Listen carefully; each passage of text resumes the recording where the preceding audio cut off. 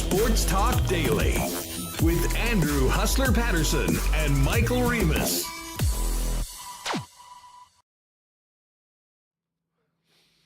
Hey, what's going on, everyone? Welcome to another edition of Winnipeg Sports Talk Daily. Huss and Reem with you. We got a fun one today. A lot of Bomber talk coming up. We've got the depth chart. We'll get into who's in and who's out in just a second.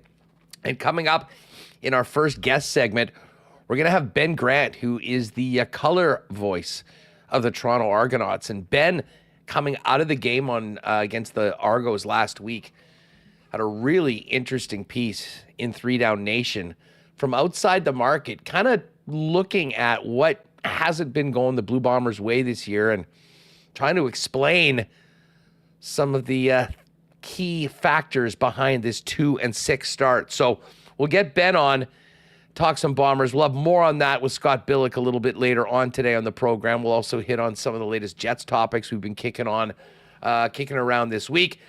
And, of course, we will talk some Olympics with Scott as well. But the main event today, after Billeck, speaking of the Olympics, is Mr. Olympics himself, one Gabriel Morenzi. Gabe returns to the program. We'll get to all of it. And, of course, we're about an hour away from kickoff in Paris for the crucial third match of the group stage between Canada and Colombia. Bad news for Canadians and certainly the women on the team. The appeal filed by the Canadian Olympic Committee in Soccer Canada has been denied. Canada will still be docked the 6 points, so miraculously they've still got a chance to survive if they can win this game. They would be 3-0, would normally have 9 points, 6 docked, but would still get through with a win today. So we'll be paying close attention on that. We'll talk about that and all the big stories around the Olympics. And, of course, a little bit on Gabe's BC Lions and the Bombers coming up tomorrow. So going to be a very, very fun show. Just before we bring in Michael Remis, let me welcome everyone on the YouTube stream right now. And, of course, everybody listening on the podcast. And, of course, a big thanks to all of our sponsors. By the way, stay tuned right at the end of the program. We're not going anywhere. Right into CFL 110 at 3 p.m. with myself and Jeff Hamilton. CFL 110 is brought to you by Garage Living Winnipeg. Give our pal Pat Canuga a call at 999-1234. You can come down and start working on revolutionizing your garage. Also want to thank CoolBet. Of course, Princess Auto, Consolidated Supply and Manitoba Battery, Rollies Transfer, Canadian Club, Wallace & Wallace, F Apparel, Little Brown Jug, the Beer Can, along with Next Door, Wingy Wednesday tonight, and, of course, Hoagie Boys, Royal Sports, Boston Pizza, the Gold Eyes, who are back in action tonight, Aikens Lake Wilderness Lodge, Assiniboia Downs, Breezy Bend, and we will get to a Why Not question of the day for Not Autocorp over at Waverly and McGillivray. Michael Remis, what is up? Yeah, I got the gymnastics on here, men's. Feeling good. We got with the big soccer, Summers in the pool, Bomber depth chart out. Feeling good here. It's hot out there. Long weekend coming up. Feeling good. Let's first off, before we dive into the Bombers, quickly talk Olympics. And congratulations are in order for an incredible performance from our guy, Tyler Mizlotchuk, in the men's triathlon. Finally, they were able to get into the Seine River today to begin the swim after it being delayed because of E. coli contamination for the last few days. And Tyler put on an absolutely incredible performance, finishing 9th in the men's triathlon, was right in the mix pretty much the entire event. And Remis, I know we can't play the video because I don't think there's anybody that's tighter with video from the Olympic Games, but maybe we can get the photo up. A viral moment at the end of the triathlon when, as our guy Tyler finally broke the plane, immediately started barfing, as one would do after leaving it all out there in Paris in the triathlon of the Olympic Games. 9th place. I mean, just an amazing performance by the kid from Oak Bluff, Manitoba. I want to warn people before I show the picture of this. It's pretty graphic. I just typed his name in on on X. But yeah, talk about leaving it all out there. I'll flash it briefly. Just we've all seen vomit before. It's fine. It's not a big deal. But talk about leaving it all out there. Here's Tyler crossing the finish line, and right there, it was hot out, and he was in there the whole time.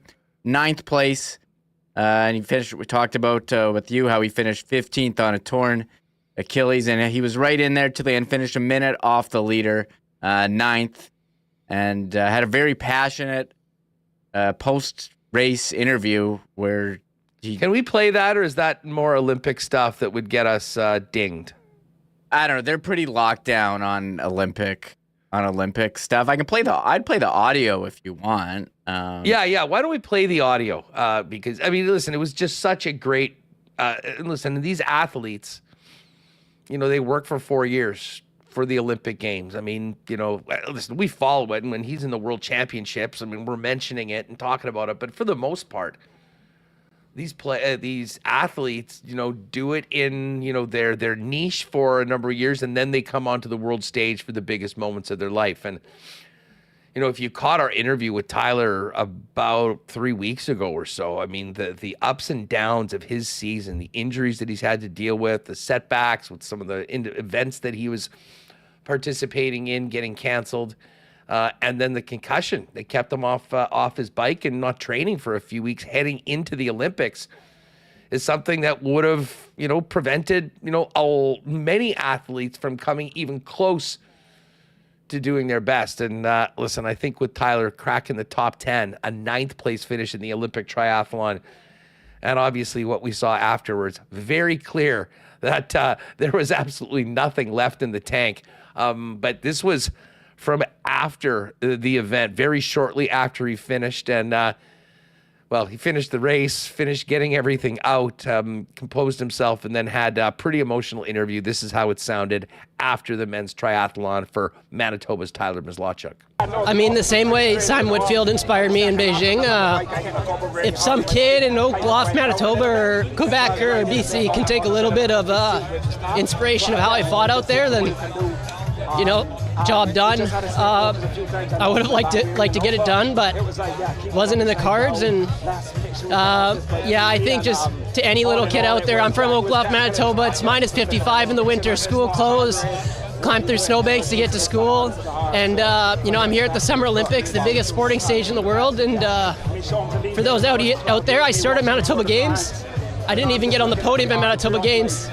And, I'd fight for a medal at the Olympics. So no matter where you are at your level, whether you're, at Manitoba Games and you're off the chart, don't give up, keep fighting. And,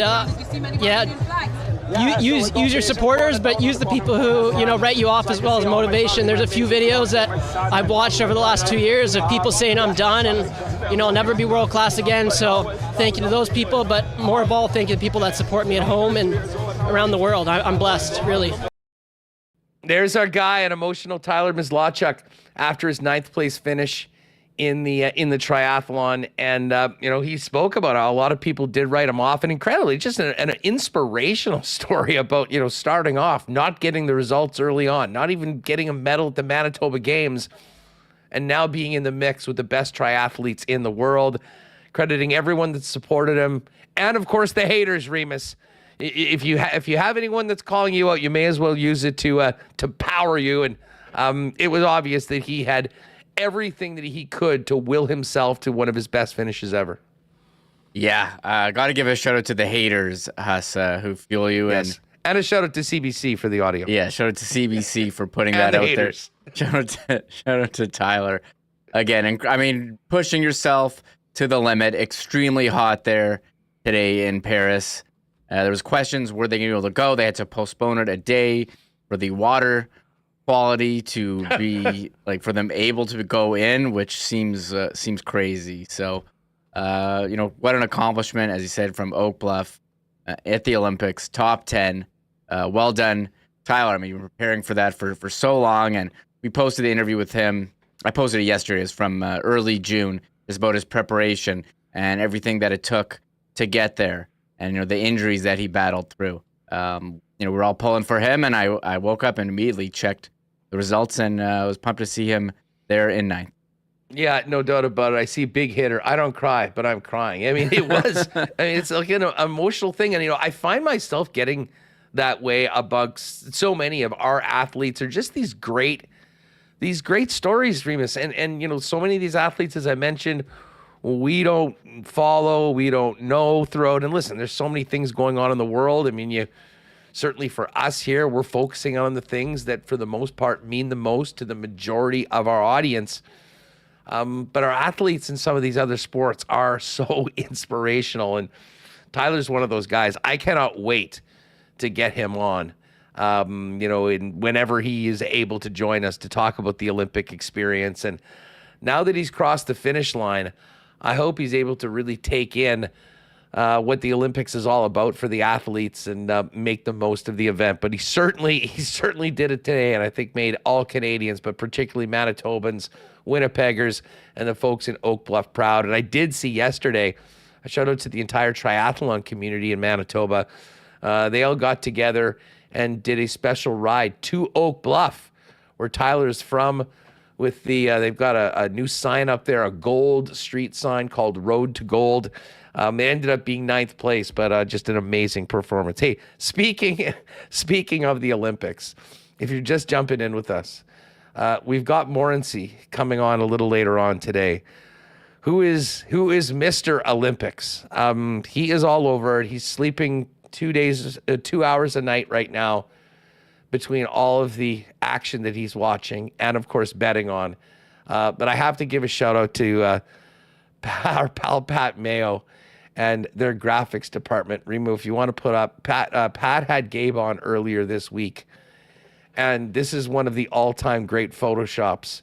Unfortunately for podcast listeners, you'll have to come onto the YouTube to check this out. But if there was a gold medal for Photoshop, it would be this. Here's Morency as an Olympic swimmer. And if you do enjoy Gabe, of course, at Sports Rage, he'll join us later on. But a great visit with Pat earlier in the week as well.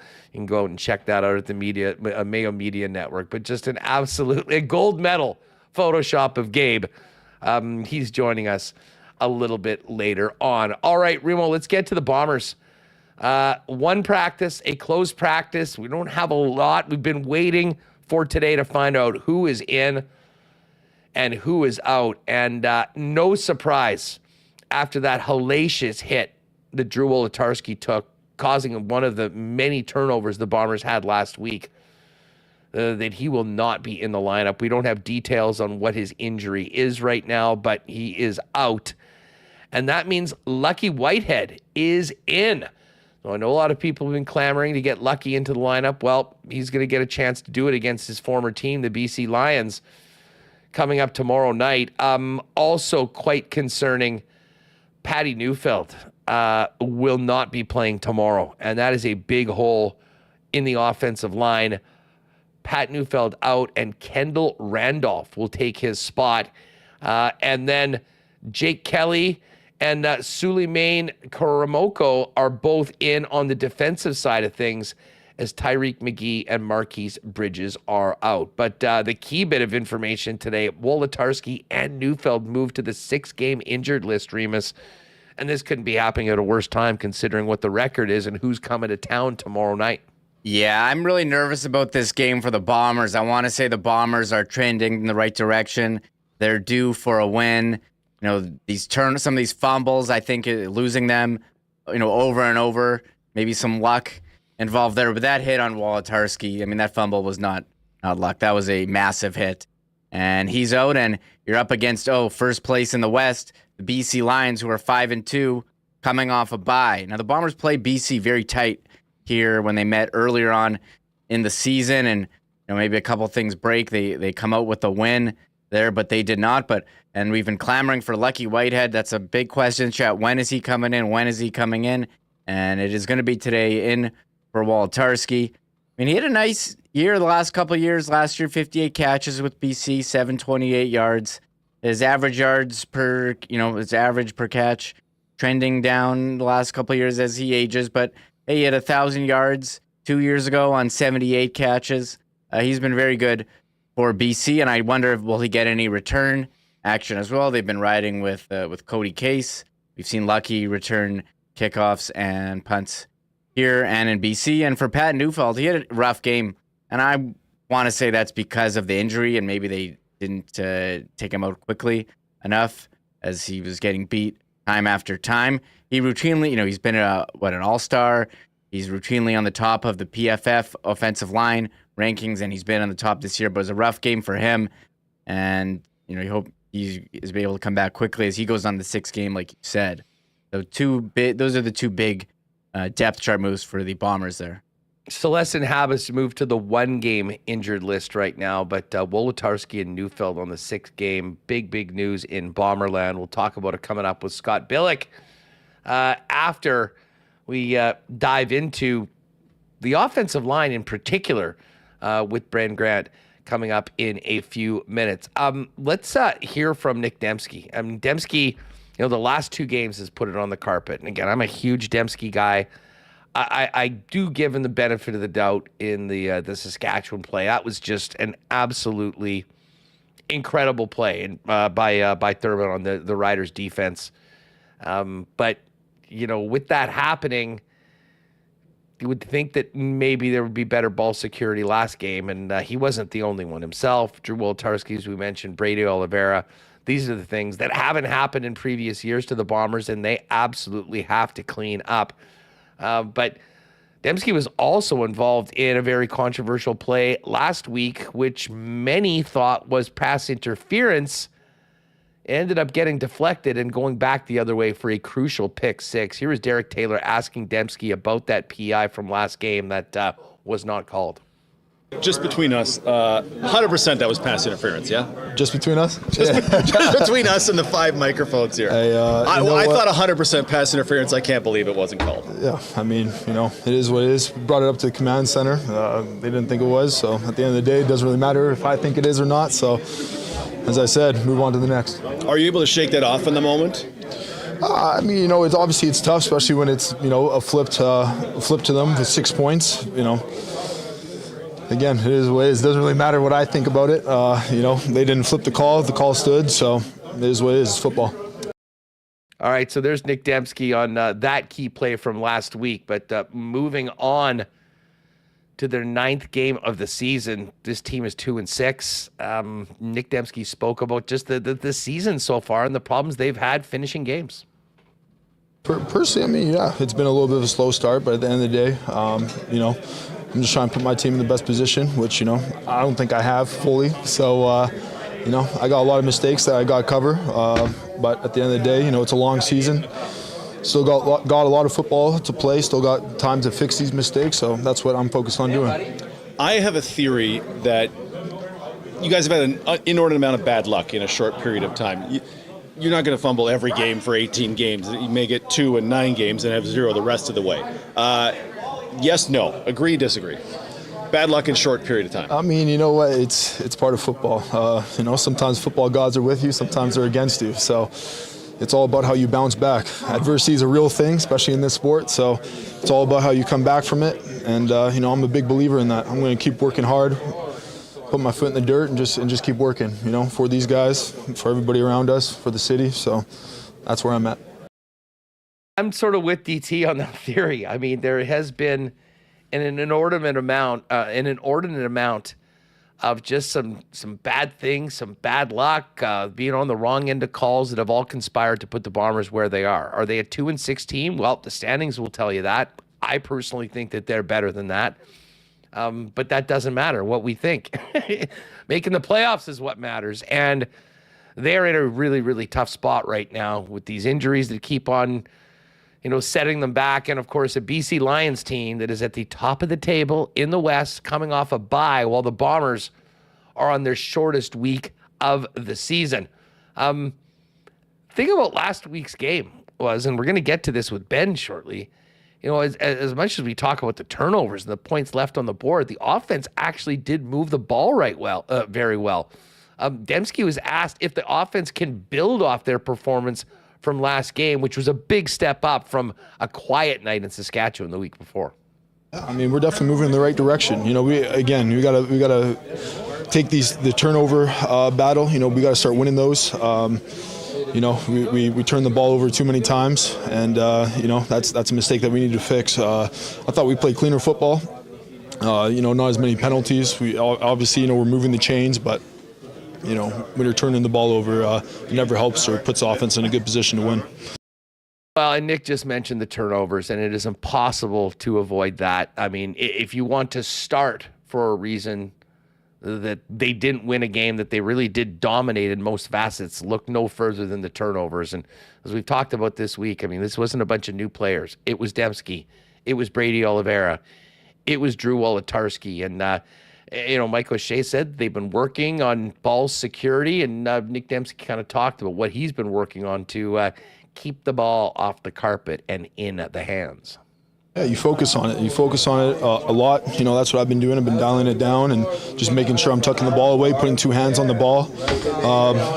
You know, yeah, as you said, it's going back to the basics. You know, it's a humbling feeling. It's a humbling moment. But at the end of the day, in order to make plays and put this team in a good position to win, you know, I gotta do that. I gotta go back to the basics and put two hands on the ball and not make as much happen after the play.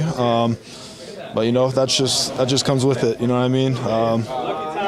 It's football at the end of the day. Sometimes you're going to get the bounces, sometimes you're not. And, you know, right now I'm pretty sure it's obvious to see I'm not getting the bounces. So I just got to go back to fundamental football. All right, so there's Nick Dembski. The Bombers will, hey, listen, they're going to try and have a cleaner game. They're going to try and keep on moving the football. The defense is going to need to play well to give them a shot against the BC Lions, who are one heck of a football team.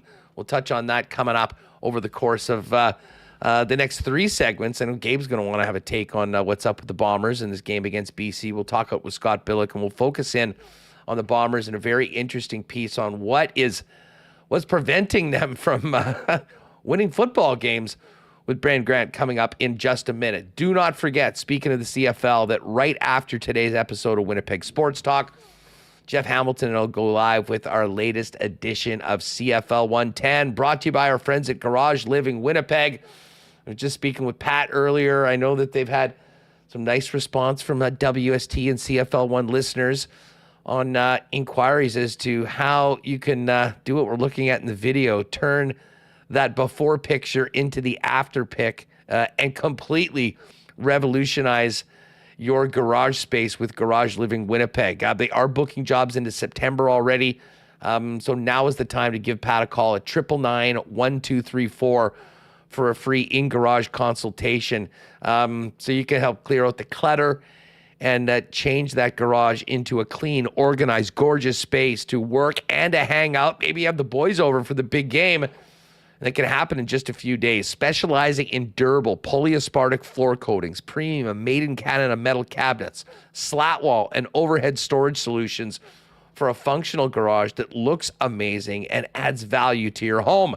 Whether it's a single, double, or triple, or heck, a 10-car garage mahal, Pat can come up with a design to meet your needs within your budget. So give him a call for a free in-garage consultation, 204-999-1234. Check out their amazing work at garageliving.com. Garage Living Winnipeg, garages made for living. And again, CFL 110 coming up right after today's episode of Winnipeg Sports Talk. If you have a move planned coming up as we get into the fall and the winter, or heck, even in the immediate times, get the white glove treatment from the most trusted name in moving in Winnipeg, our great sponsors over at Rollies Transfer. Listen, Rollies have been doing it, family-owned for over 60 years, and they've got a extensive logistics business, which takes them throughout the city of Winnipeg and throughout southern Manitoba on a daily basis, which means flexible timing, flexible routes, and, of course, great rates for you on your next move. Check out their website at rollies.com, and if you look, they've got a request a quote or request an estimate feature right up at the top right. Pop that in, let them know when and where you're moving and what you're moving, and the Rollies folks will turn it around with a great quote. And by the way, make sure you tell them you're a WST listener and mention the promo code WST for an exclusive discount on moving rates and moving supplies from Rollies. Again, it's promo code WST. You can give them a call or go online and mention it when you request an estimate, and we'll take care of you WSTers, courtesy of our great friends over at Rollies. For your next move, use the most trusted name in moving in Manitoba for over 60 years. Rollies. Request a quote today at rollies.com. Shout out to our friends at Consolidated Supply. They have been busy this week, this summer. A lot of rain earlier on. And of course, they are the irrigation experts for solutions and systems. Also putting in some putting greens in backyards as the leaders in artificial turf. Of course, they've got the best selection of golf carts around as the exclusive club car dealer in Manitoba, but also have other great options for your property, including hot tubs and amazing outdoor kitchens. And of course, they're the leaders in small engine parts and repair. Pop by Consolidated Supply. Check them out at their showroom, open to the public, 1395 Niagara Road East, or find out more online at cte.ca. And just before we get back to a little CFL talk, we got a long weekend coming up, folks. And whether you're fishing or hitting an ATV, you're camping, you got to make sure you're powered up, and Manitoba Battery is ready to take care of you for another beautiful Manitoba summer weekend. Whatever your battery needs are, Manitoba Battery has got you covered with the biggest selection of batteries in town, allowing you to shop local and get the best prices, period, anywhere, beating the pants off the big box stores. Pop by and see them at their original location on Logan Avenue, their new location on Dover Court in the south side of the city, or check them out online at manitobabattery.com. And we know you're busy. You got a lot getting on to do before the weekend. They will deliver your batteries to you for free anywhere inside the perimeter with any purchase over $60. It is just that easy. For all your battery needs, keep it local and make it Manitoba Battery. Check them out online at manitobabattery.com. All right, really looking forward to this conversation. You know, there's been a lot of hand-wringing around Winnipeg about what the heck is going on with the Bombers. Figured let's get a perspective from outside of the market, a guy that had a pretty darn good view of that crazy game last Saturday in Toronto. He is the color analyst for the Toronto Argonauts and also contributing at 3 Down Nation. Let's welcome in Ben Grant to Winnipeg Sports Talk. Ben, pleasure to have you on the show. Thanks for doing this. Oh, always happy to do it. Really happy to talk to you guys. Perfect. Reem, you just got to hit that audio thing to prevent one sec. I'll fix that. echo. Sorry. Yeah. We just had we were just playing an audio clip and just have a different setting. Ben, listen, I'm coming from a Bomber perspective here, but I have been wringing my brain trying to figure out how the hell they lost that football game last week. I mean, I'm not sure the last time a team doubled a team in offense, had 400 yards of offense, and their defense only allowed 6 points and actually lost a game in the Canadian Football League. But that's exactly what we saw last Saturday at BMO. Yeah, it wasn't a game that I don't think the Argos really deserved to win it in that sense, but the Blue Bombers just found ways to give it away, and that's been something of a theme for Winnipeg and even more so for Edmonton this season. And so that's an unfortunate part of football. Sometimes it's not always the stats, not always the yards that are going to turn into victories. But yeah, the Bombers in some ways played well, but they also really hurt themselves in some other ways. You know, I mean, as I say, it takes a long time to go through the self-inflicted mistakes. I mean, all of the turnovers that they had, we can talk about the decision. I still think it was the right decision to go for it. And frankly, I kind of think that they got it. But listen, in close plays, you're not always going to get your calls, and you do put it at risk. Then you add in Sergio Castillo, who's been so brilliant all year, having his worst game of the year. I mean, it all happened together. But this is not the first time that has taken place. I mean, you know, we've seen the Bombers, particularly offensively, move the football, but struggle to put up points in the fashion that they have in the past. And obviously there's some significant injuries. They got some big money on the sidelines in Dalton Schoen and Kenny Lawler. But I really enjoyed your piece, you know, from a perspective outside of the market, looking at the Bombers and what is preventing them from being the Bombers that we remember in previous years. And it is quite clear that the issues they're having on the offensive line are really impacting their ability to produce the way they have in the past. Yeah, that's exactly it. As you said, you can't throw. It's not just one thing. There's not one. Let's just fix this one thing and we'll be fine. There are a number of things, but a lot of them are fixable. So let's start with what you mentioned: Dalton Schoen and Kenny Lawler being on the shelf. That hurts a lot. Those are a lot of touchdowns that you're taking off the board. And I know that's the number that people have been piling on with Winnipeg all week. This week is how few touchdowns they've scored, how few touchdown passes that Collaros has thrown. And you look at Lawler and Schoen gone, that matters a lot. But this is also a team that isn't really built to throw touchdowns, isn't really built to succeed in the red zone. Touchdowns come from one of two ways typically in the CFL. You either have those long shots that we've seen Collaros hit over the years again and again, whether it's Schoen or Lawler, whoever is in there, he rolls out, finds some time and has time to connect with the receiver on a long developing concept. They don't have time to run those concepts. They don't have that kind of protection to be able to run those kind of plays. And then the other ways that you see touchdown passes are those sort of grinded out touchdown passes in the red zone. And they're not a team really equipped to play good red zone football either. They do run the ball well, and their rushing touchdown numbers are actually great. I think they lead the league in rushing touchdowns. But trying to work in a condensed space when you're not getting pass protection is very tough because opposing defenses aren't feeling the need to blitz. You're not seeing necessarily cover 0 and cover 1, which you usually do see down in those red zone opportunities. Instead, Toronto was pretty happy to rush 4 a lot of the time in situations like that. And now you've got 8 guys dropping into coverage, sometimes 9 guys dropping into coverage, and the field is shorter, the space is tighter. And if you can't keep the defensive line at bay, then you're going to be in trouble as a quarterback. And so it's really tough to blame Zach Collaros. I don't point the finger at him. I think he needs better protection up front. And I'm a little surprised because it's coming from guys that I really like on that offensive line, especially like Neufeld struggled so much last week. He's a guy I like a lot. Kolinkowski, I love at center. And it just seemed the interior struggled. And then Neufeld came out, and I felt like it I don't know if it got worse, but it didn't get better when Eli went in. So it was a little bit rough on the interior of that Bombers offensive line. Yeah, and I mean, listen, Patty's been nicked up, and he's now been added to the 6th game and is not on the roster this week, which compounds it even more. But to your point, I mean, like the Bombers, it's one thing when, a team is blitzing you and, you have to pick it up and maybe there's an open guy and, but, there'll be a mismatch on the other side of things. And if you can get the ball out quick enough, what Zach does quite well, maybe you can keep it. And I think the Bombers did that. What was the most concerning, and you broke this down very well, is what was happening when the Argos were only rushing 3 or 4 guys. I mean, they had 4 sacks in that game when they weren't blitzing. And that, I think, is as much as anything a sign that this unit is really struggling and the stress that it's putting on the offense, and especially 8.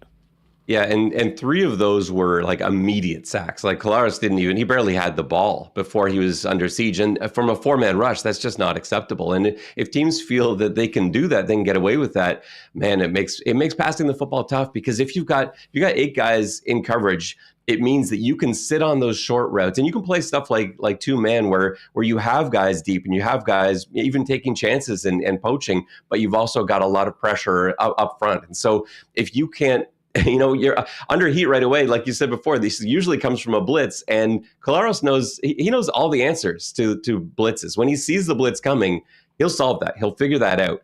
And you don't even need to pick it up properly. He knows where his hot routes are. He knows where his sight adjustments are, and he can make those in his sleep.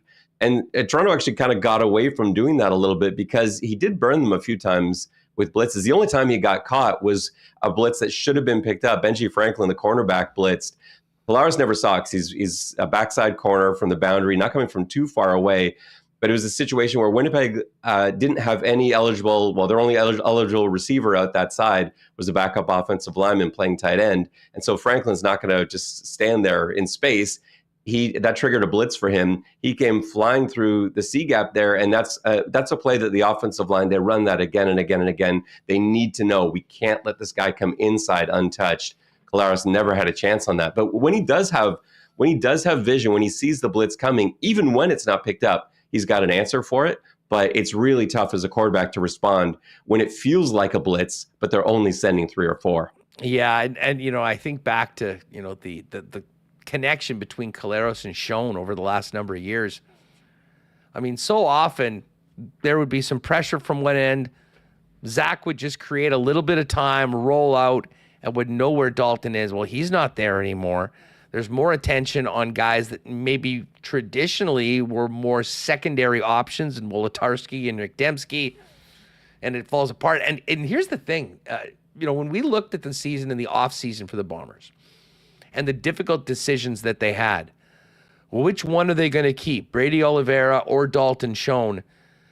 they somehow managed to keep both of those guys, but it did come at a cost elsewhere. And I think there was a real concern that the Bomber defense was going to be the Achilles heel. And if they were going to win, this high-powered offense would put up 40 a week, and maybe they'd win 40 to 35. The crazy thing about this, Ben, is over these last couple of losses, this defense held Saskatchewan under 20 on the road. And as we mentioned, only gave up 6 points and yet hasn't had a win. And the defense, I think, has been doing a very admirable job keeping them in games. And when the defense historically has done that for the Bombers, they won. And that's why the record's been so good in the past, but it's just not happening on the offensive side of the football, compounding that with uncharacteristic turnovers, and it's a recipe for disaster.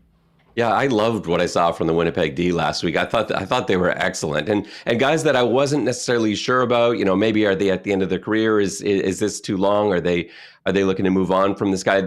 A lot of those guys stood up and had outstanding games. And I know a lot of fuss was being made about, you know, the play where Big Hill got run over by Kadeem Carey. Everyone saw that play. It was on all the sports highlight shows and everything else. I want to stand up for Adam Big Hill there, because that is not what happened on that play. He was in a really tough position. So he was in the midst of shedding a block. So he throws away an offensive lineman. Gregor McKellar, the right guard, climbed up to him. He ditches that block, and all the camera catches is him just looking up after shedding that block.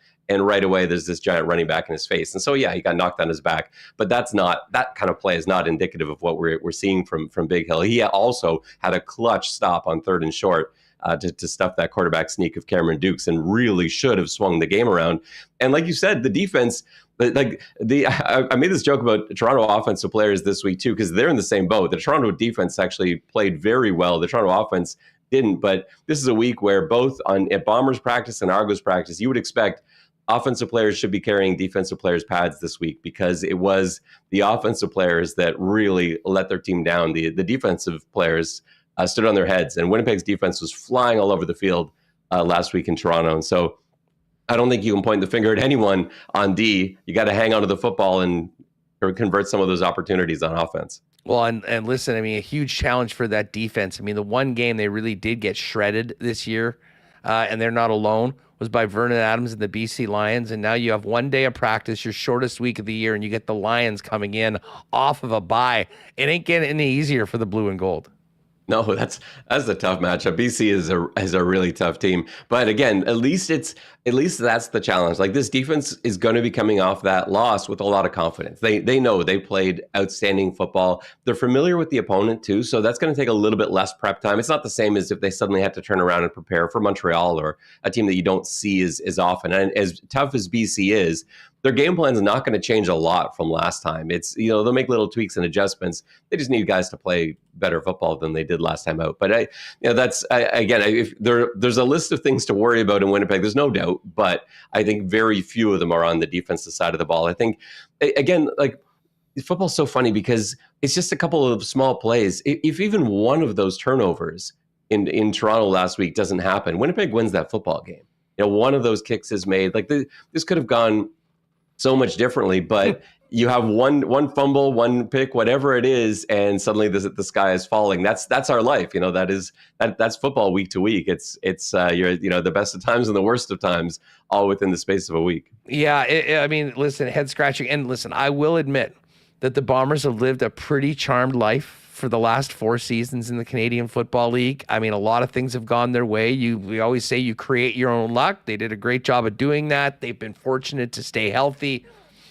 It kind of seems like 4 years of bad luck is sort of conspiring to put them in the situation they are right now. But I mean, you've got 2 overtime games that were eminently winnable, including that game. I mean, I think about the game in Ottawa earlier this year after that delay where they came out, had a first down in the final minute on the 7-yard line and couldn't bang it in. I mean, 2-6 is worst case scenario for this football team right now, and there is a lot of football left. But here's the thing. Calgary has been a great team at home. If they find a way to win a game or 2 on the road, they'll be right there for the playoffs. Saskatchewan's got a championship level defense right now, and I think have had a great start, and they've got the wins to show for it. BC is BC. And what is different this year, Ben, The East has actually been sticking it to the West for a change. 4-0 last week head-to-head. Can't remember the last time that happened. And 12-6 on the season. There is a bit of a rising tide in the East, which has not been the norm for the better part of the last decade. Yeah, and I don't know exactly why either. Like I'm still the Ottawa Red Blacks are a mystery to me. And you talked about that game that Winnipeg should have won in Ottawa. There's been a few of those where Ottawa, you're like at the end of it, you're like, how did the Red Blacks get a win out of that? But they find a way. All that matters at the end of the day is the scoreboard. And credit to Ottawa, they have won some games that I didn't see them winning. They've also had a couple against Edmonton, but even those, like one of those, they really had to fight for at the end. So. The East looks strong. Montreal is no joke. They are, and Winnipeg's seen that firsthand. They're a really strong team. Toronto has been kind of hit and miss. Their defense has been playing pretty well for the most part, but they're in every football game. If Hamilton can put some things together, this East could be a real problem for West teams going forward. But the East was strong last year too. The East, it's been a couple seasons since the East was a doormat of sorts for the West. I think that's sort of an old adage, but the West teams certainly have struggled in those crossover games. Hey, I've got to ask you closer to the team you cover most closely. Were you surprised about Rasheed Bailey getting released by the Argos, considering the pretty nice start that he's had? And are you surprised as me that he hasn't already been signed by Winnipeg and isn't playing this week? The second part is more surprising to me. I thought immediately, as soon as I saw Rasheed Bailey release, I was doing the math on like, is there a way he can be on the field for Winnipeg last week? Same thing. See, hey, Sheed, show up in the visitors' dressing room. We've got a jersey ready for you. You're starting on Saturday. I thought that was more likely than being where we are right now. Yeah, and I absolutely thought he'd be on the flight home from Toronto to Winnipeg, if nothing else. But yeah, that hasn't quite happened yet. And I know Lucky Whitehead's been in there. Maybe they want to give that a go first. The decision from a Toronto perspective, on the surface, if you look at that as an isolated thing, it's surprising. He's been playing really well. He's played good football. He was leading the team in receiving as well. And that's not a common transaction where your leading receiver is suddenly just released. But I think you have to go back for Toronto. Preseason, the plan for them was 2 Canadian receivers. The way this team is constructed, they've got so much Canadian talent at receiver, including a first-round draft pick in Kevin Mittal, who they really want to get on the field. And so they weren't allowed to really come out with that because the receivers were hurt off the bat. And so they were dressing 4 Americans at receiver, and that led to the emergence of Mackay Polk, who's a 22-year-old, really exciting player to watch. And I know the coaching staff and the execs for Toronto love Mackay Polk. And so they were faced with a situation where we've got to let go of 1 American. It's not going to be Janarian Grant because he's setting records as a kick returner. It's not going to be DeVaris Daniels or DeMonte Coxie. And so it came down to, is it going to be 30-year-old Rasheed Bailey, who is playing extremely good football, or this kid who we love, and 22-year-old Mackay Polk? And I think they decided to roll the dice with the younger guy. And I'm not sure that's a bad move. As much as I like Rasheed Bailey, and I was sad to see him go, I totally get where the Argos organization was coming from there, and I don't expect him to be out there long. He was playing good football. He'll sign with someone, if not Winnipeg, someone else. Hey, Ben, thanks again so much for coming on. There's one more as it relates to the Argos. Chad Kelly, and listen, I've been on record. I mean, listen, had a great season last year, but history tells us that this guy has been a knucklehead just about everywhere that he has been.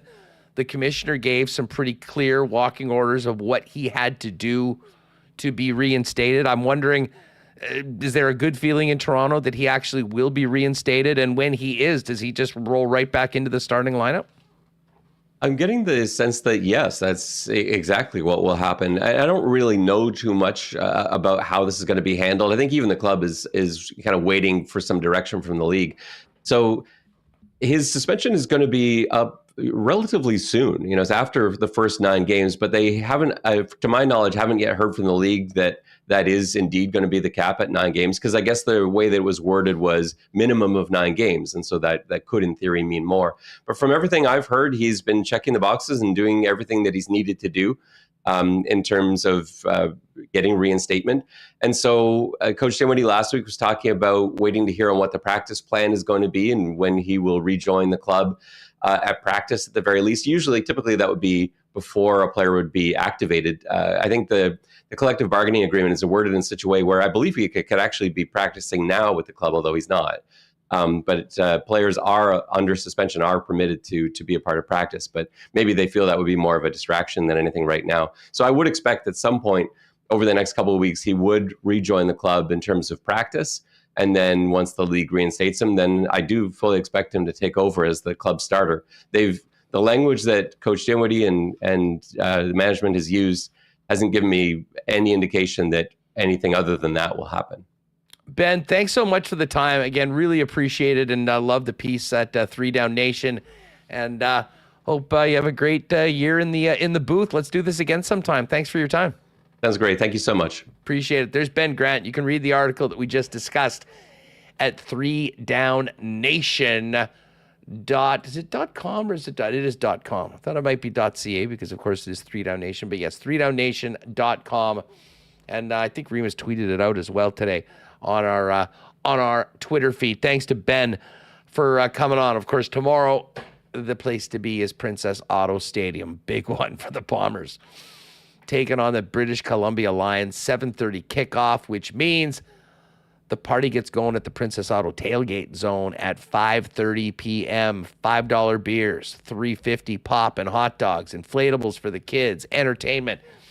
It's always rocking at the Princess Auto tailgate beforehand, and then we move into Princess Auto Stadium and try and will the Winnipeg Blue Bombers to their 3rd win of the season against a very, very tough opponent. Of course, Princess Auto, proud sponsors of the Bombers and WST, founded and headquartered right here in Winnipeg, and with 2 locations where you'll find the best deals on the most unique assortment of tools and equipment around. Everything you need to complete the projects on your list or start something new is at Princess Auto, Panet Road, Portage Avenue West. And of course, you can always shop online 24/7, 365 at princessauto.com.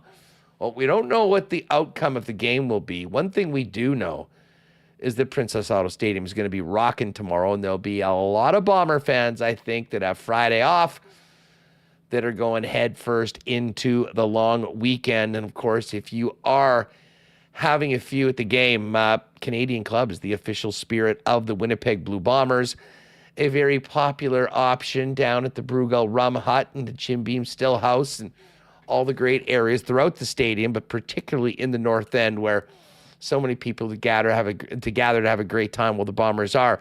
But whether you're at the Bomber game or heading away, make sure to pop by your local Manitoba liquor marts for the latest from the Canadian Club family of spirits to make that August long weekend that much better. And if you haven't already tried the incredible pre-mixed cocktail, Canadian Club of Ginger Ale, try it at the Bomber game, and you can also pick that up at LC's or even when you pop by your local beer store. Big thanks to Canadian Club for their support of WST. Shout out to the gang at Wallace & Wallace. The last thing you want to be doing on the long weekend is building a fence. If you do have needs for a fence, though, why not let the experts at Wallace & Wallace do it? They've been the leaders in fencing for over 70 years, 1946. Into their 8th decade now. Listen, if your property and security needs the protection of a new fence, or if winter did a number on your old one, Wallace & Wallace has you covered with vinyl, ornamental, welded wire, chain link, or wood fences. And of course, you've seen their fences all over the city. Temporary fencing, it is always Wallace & Wallace. If you do need a new garage door, they've got the biggest selection in town as the Clopay dealer in Manitoba. So give them a call at 452-2700. The Wallace & Wallace team will arrange a time to come out and give you a free estimate. You can also visit them at wallacefences.com or pop down to their showroom on Lawson Crescent off of Kennison. And just as we bring in Scott Billeck, shout out to the fellas down at F Apparel. Big sale on right now at F, 25% off any 3 shirts. Of course, if you need to up your menswear game, check them out. They've got custom suits beginning at $400, along with chinos, golf pants, custom shirts, along with that sale right now, both tucked and untucked styles, and an incredible selection of menswear accessories. If you're in a wedding or in a wedding party, make sure to talk to the guys at F about a 15% discount when the fellas get their suits at F Apparel. They're down at 190 Smith Street. Check them out or pop by their website at F, that's EPHapparel.com. for all their latest promos and info, and of course, to book a fitting as well. All right, we've got some good news at the Olympic Games. Chalk up another medal for Canada. Ilya Karun, I believe his name is. I was just kind of keeping my eye on it on the side. Just got a bronze medal in one of the 200-meter swimming events. So good stuff. And we're counting down to kickoff between Canada and Colombia with the women's soccer team needing to win to miraculously make it through after that 6-point penalty. Let's get Billeck in here for his weekly visit. Scott Billeck of the Winnipeg Sun. What's good, buddy? How are you? Busy weekend. Well, not even busy tomorrow with the Bombers. Should be a good one. And just jets and all sorts of stuff going on. How much Olympics have you been taking in? Just a little bit. I'll watch the soccer game tomorrow because it's a heck of a story to come back and come back from that. It's not even coming back from a 6-point deficit, like a minus 6-point deficit. That's a big part of it, though. It's a huge part of it, but it's doing it under this dark cloud that they've done it under, right? Like to beat France there, I mean, that was huge, right? Because they now control essentially their own destiny. And so, yeah. I've said this before in the weekend. That honestly is one of the gutsiest performance of any team in any sport I've ever seen on the weekend. And then the post-game interview from what's her name there? And it was just like Vanessa Jill. Yeah, and I'm just like, that's what it's about, right? I mean, whatever the type of adversity that you're facing, it's about how you handle it, right? And these guys have handled it, in my opinion, tremendously, given all of the noise that's around this. Like I can't imagine if any of these guys turn on social media. And to be fair, there's a lot of people who are like, "Oh, what's the big deal?" Right? And a lot of people going after Rick Westhead, which I think is absolutely insane. Everybody out of North America. Yeah, and I get it. Like I understand. Like that, you're not cheating, you're not trying, type thing. Blah blah blah blah blah. But take nothing away from what these women have done on the field, on the pitch. And yeah, so beat Colombia tomorrow, and you're through, and you don't have to worry. And now you can go on. And like that's the craziest thing about this is that they still have a chance. And it's us against the world mentality right now for those 100%. women. And I have no idea. The players against the world, right? Well, for sure. Like how much is the guy that's left to coach them? How prepared is even he for going up against top teams tactically? I mean, I really don't know, and I wouldn't be the person to judge on that, just not being an expert in it. But I mean, you talk about fight, like all the things that we love about sports, the fight in that team, the underdog nature of what they've been through, and rising through it all. I mean, listen, it would be real special if they can finish the job today, get this win against Colombia, and live to see another day. Speaking of living to see another day, the Bombers are going to need to win a few football games soon if they want to be living to see another day past week 18.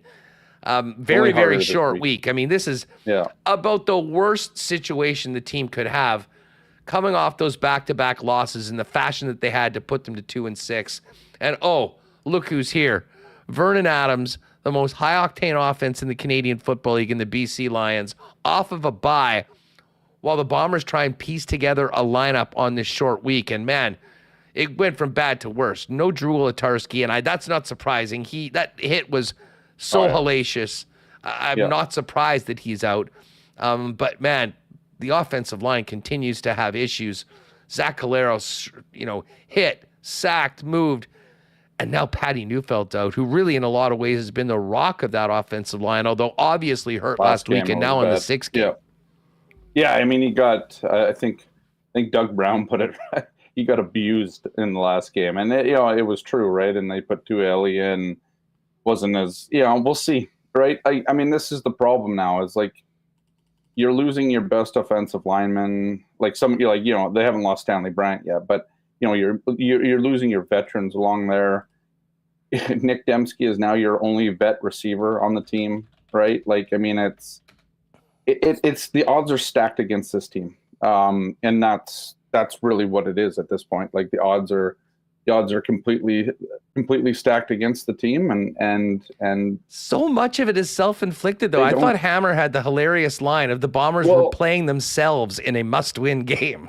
yeah. I mean, this is it, right? I mean, I thought Mike O'Shea said it well like he immediately after the game on the CJOB post game show told Derek Taylor that he thought he made a mistake by not kicking the field goal there. I was surprised he said yesterday. That. I was too, but then he comes back yesterday and he's sort of Mike O'Shea again. But the way that defense was playing, and you know, and he made the comment yesterday. Well, you don't want to put the ball in the hands of Janarian Grant. Well, they didn't, right? I mean, I think Janarian Grant had one punt return in that whole game, so they kicked the ball away from him, and they kicked it towards the other guy that they were using there because they knew they had to do that because they got coffin cornered on that one punt, and so to me, it's like you're 2-5 at that point, and you desperately needed a win. And I get it. It's automatic, right? I mean, I even wrote, when I wrote about it after the game, I was like, you know, this all year, they were one of 4 teams this year that had been perfect on third down conversions, right? It's third and short, sorry, I should say third and short conversions, because they have Chris Streveler. But they sort of, it's not karma, but when, you know, they sort of got what they did with Adam Bighill in that one play, and that came to kind of bite them, right? And then you do it, and it's, you know, it's send it. Your defense did just fine after that too, and so to me, the defense was playing so good in that game. Ride your defense, right? Give the ball back to them. Ride your defense because they were playing incredibly well. See, I'm on the other side. I know 100 times out of 100 times, I support with what they did. I thought that was a play. You do this every single time. You were perfect so far. For the record, I thought they got it, but whatever. It can go your way if you leave it that close. Yeah. But the bottom line was that was essentially get this first down, and win the football game. Walk it off with the Sergio field goal. Now, unfortunately, Sergio saved his worst game for the worst possible time too, and it all just sort of conspired to it. But I mean, moving forward, Scott, this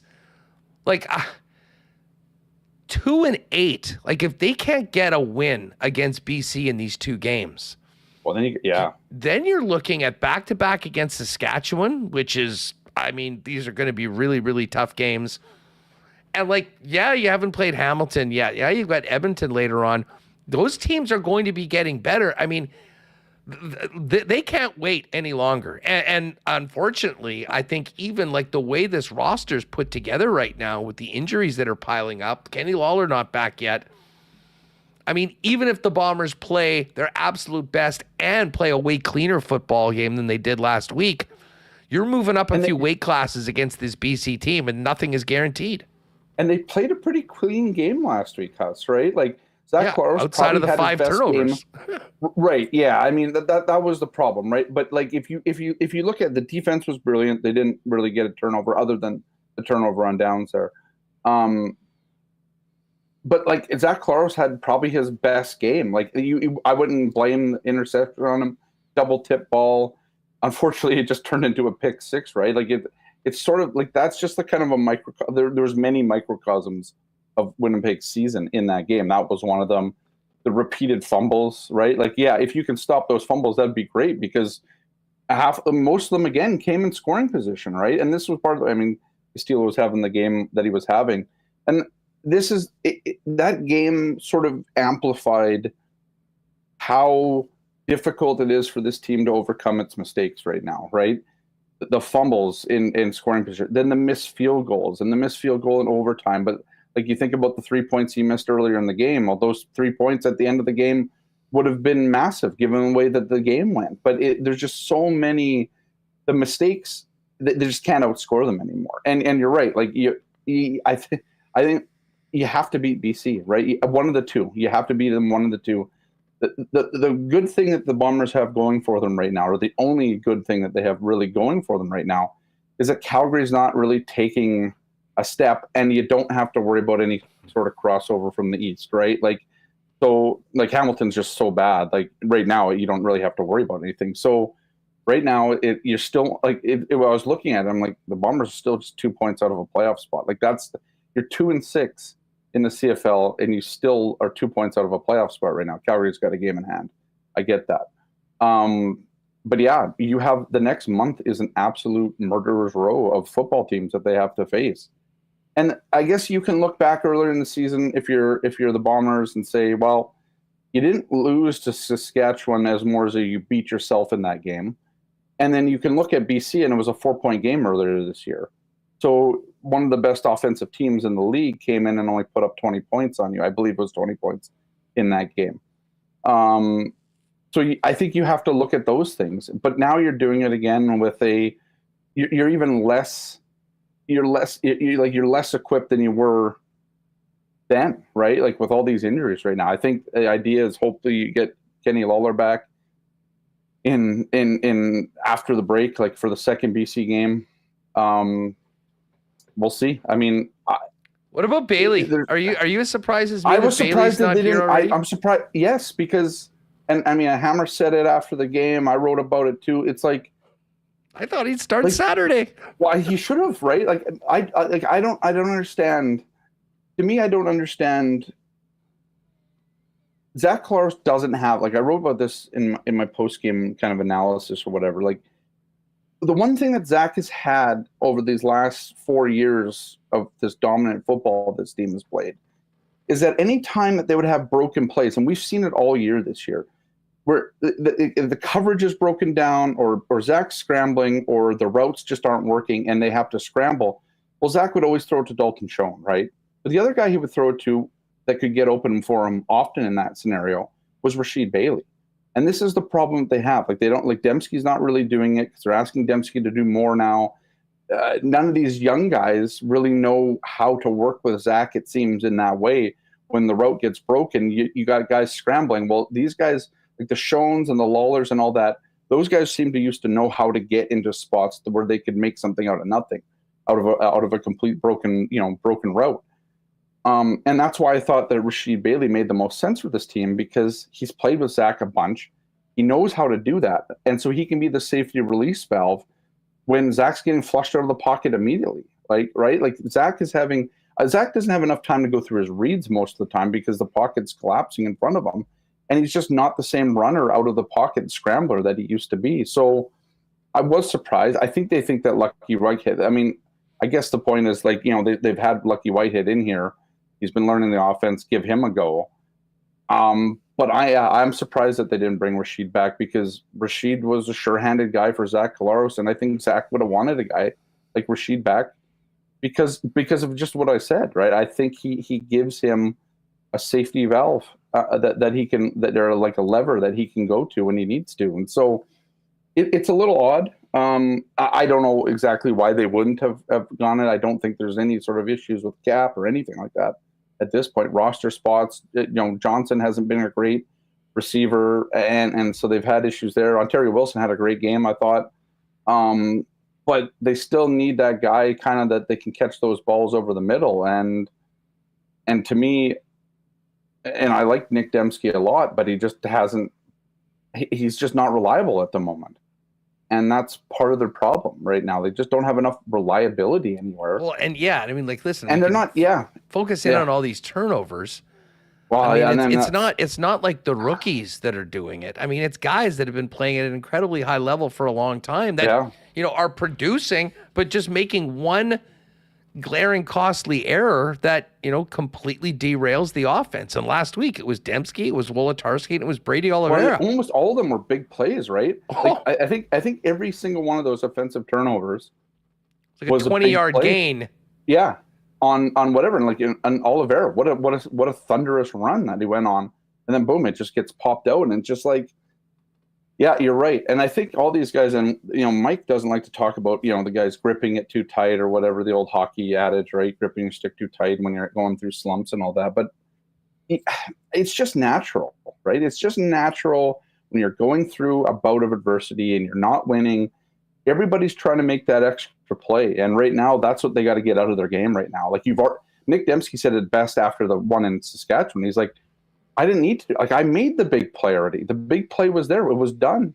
I didn't need to do it. And he's like, well, I saw green and whatever. And that's all he saw. And it's like, yeah, I get it. But part of your veteranness or whatever you want to call it part of your leadership, part of your everything that you've learned in the CFL and playing this game has to be, I'm in scoring position now.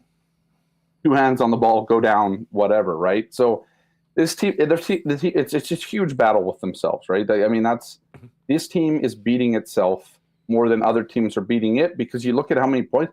You made the post on Twitter after the game. It was like, how many teams lose after giving up 6 points, just 6 points on defense? I still haven't been able to find anyone that's been able to show me a team. It's interesting. Somebody actually showed it. I'd have to pull up the email. It'd be bad TV right now, or bad whatever. But somebody sent me an email after, because I wrote that in my post game, and I was like, hoping that somebody would get it, and somebody did send me a couple of examples of it.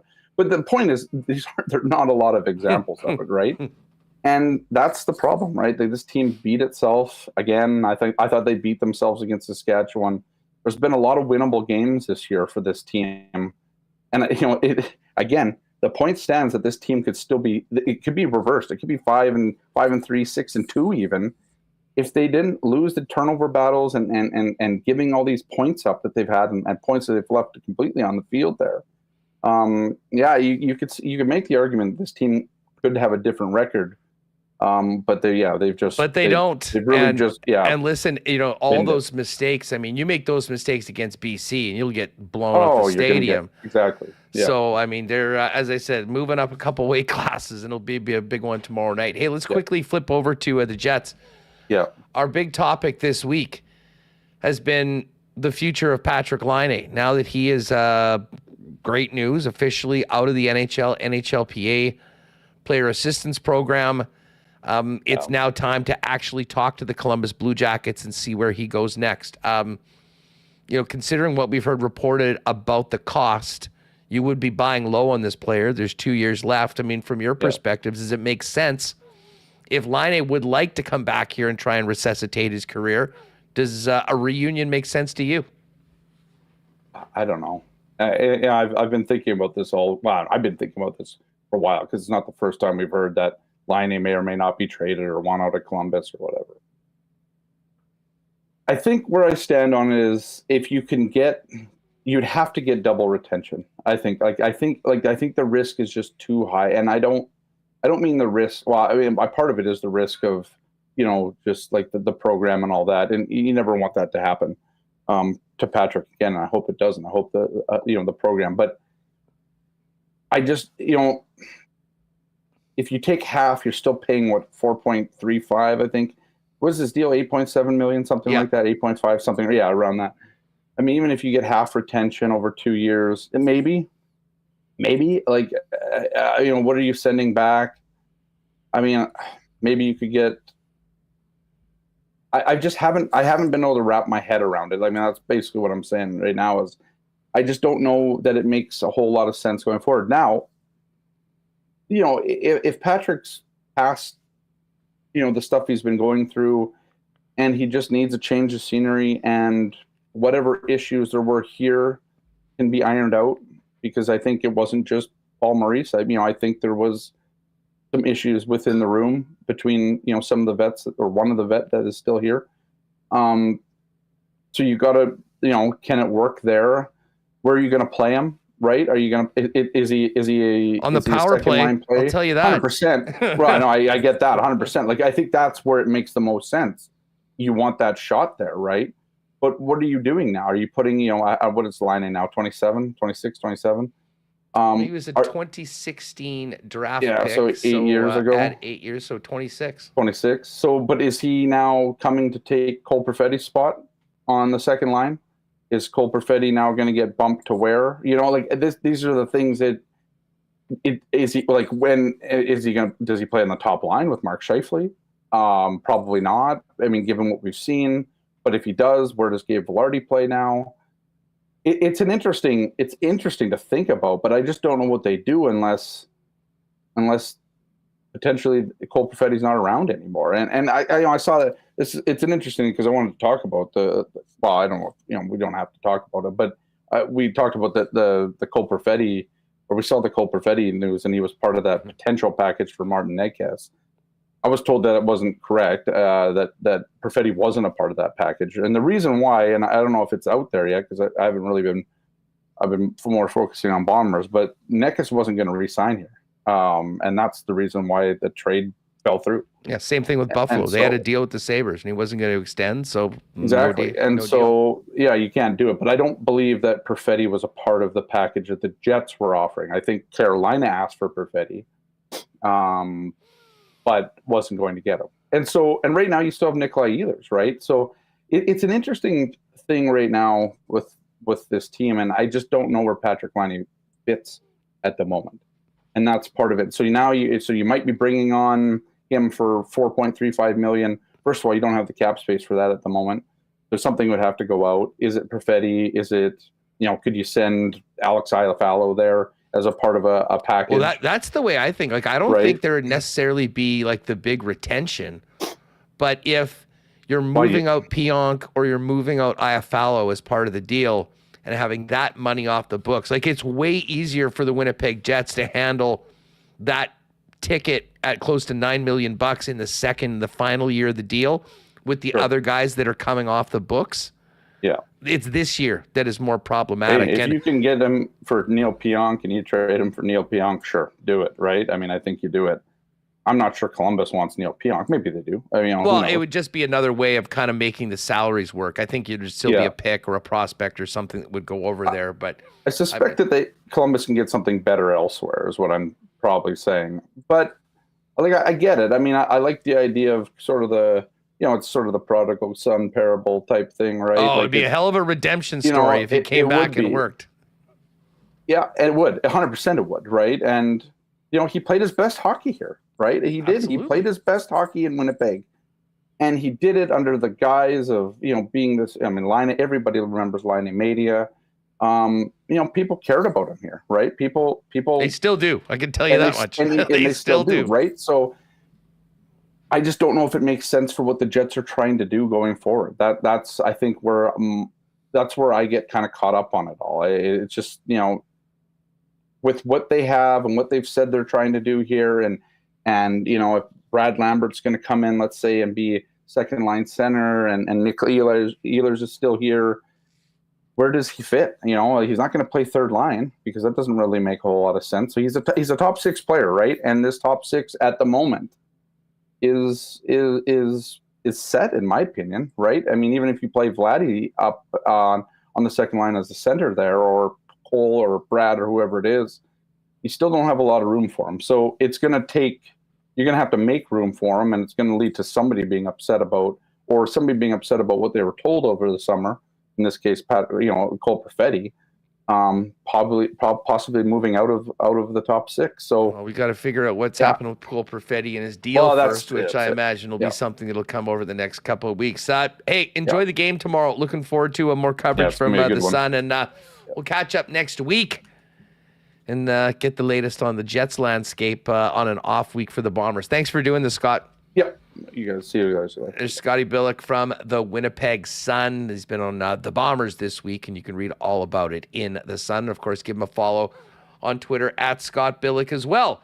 All right, hey, it's Wingy Wednesday tonight down with our friends at Next Door at 116 Sherbrooke in the heart of Wolseley, right next to Good Neighbor Brewing.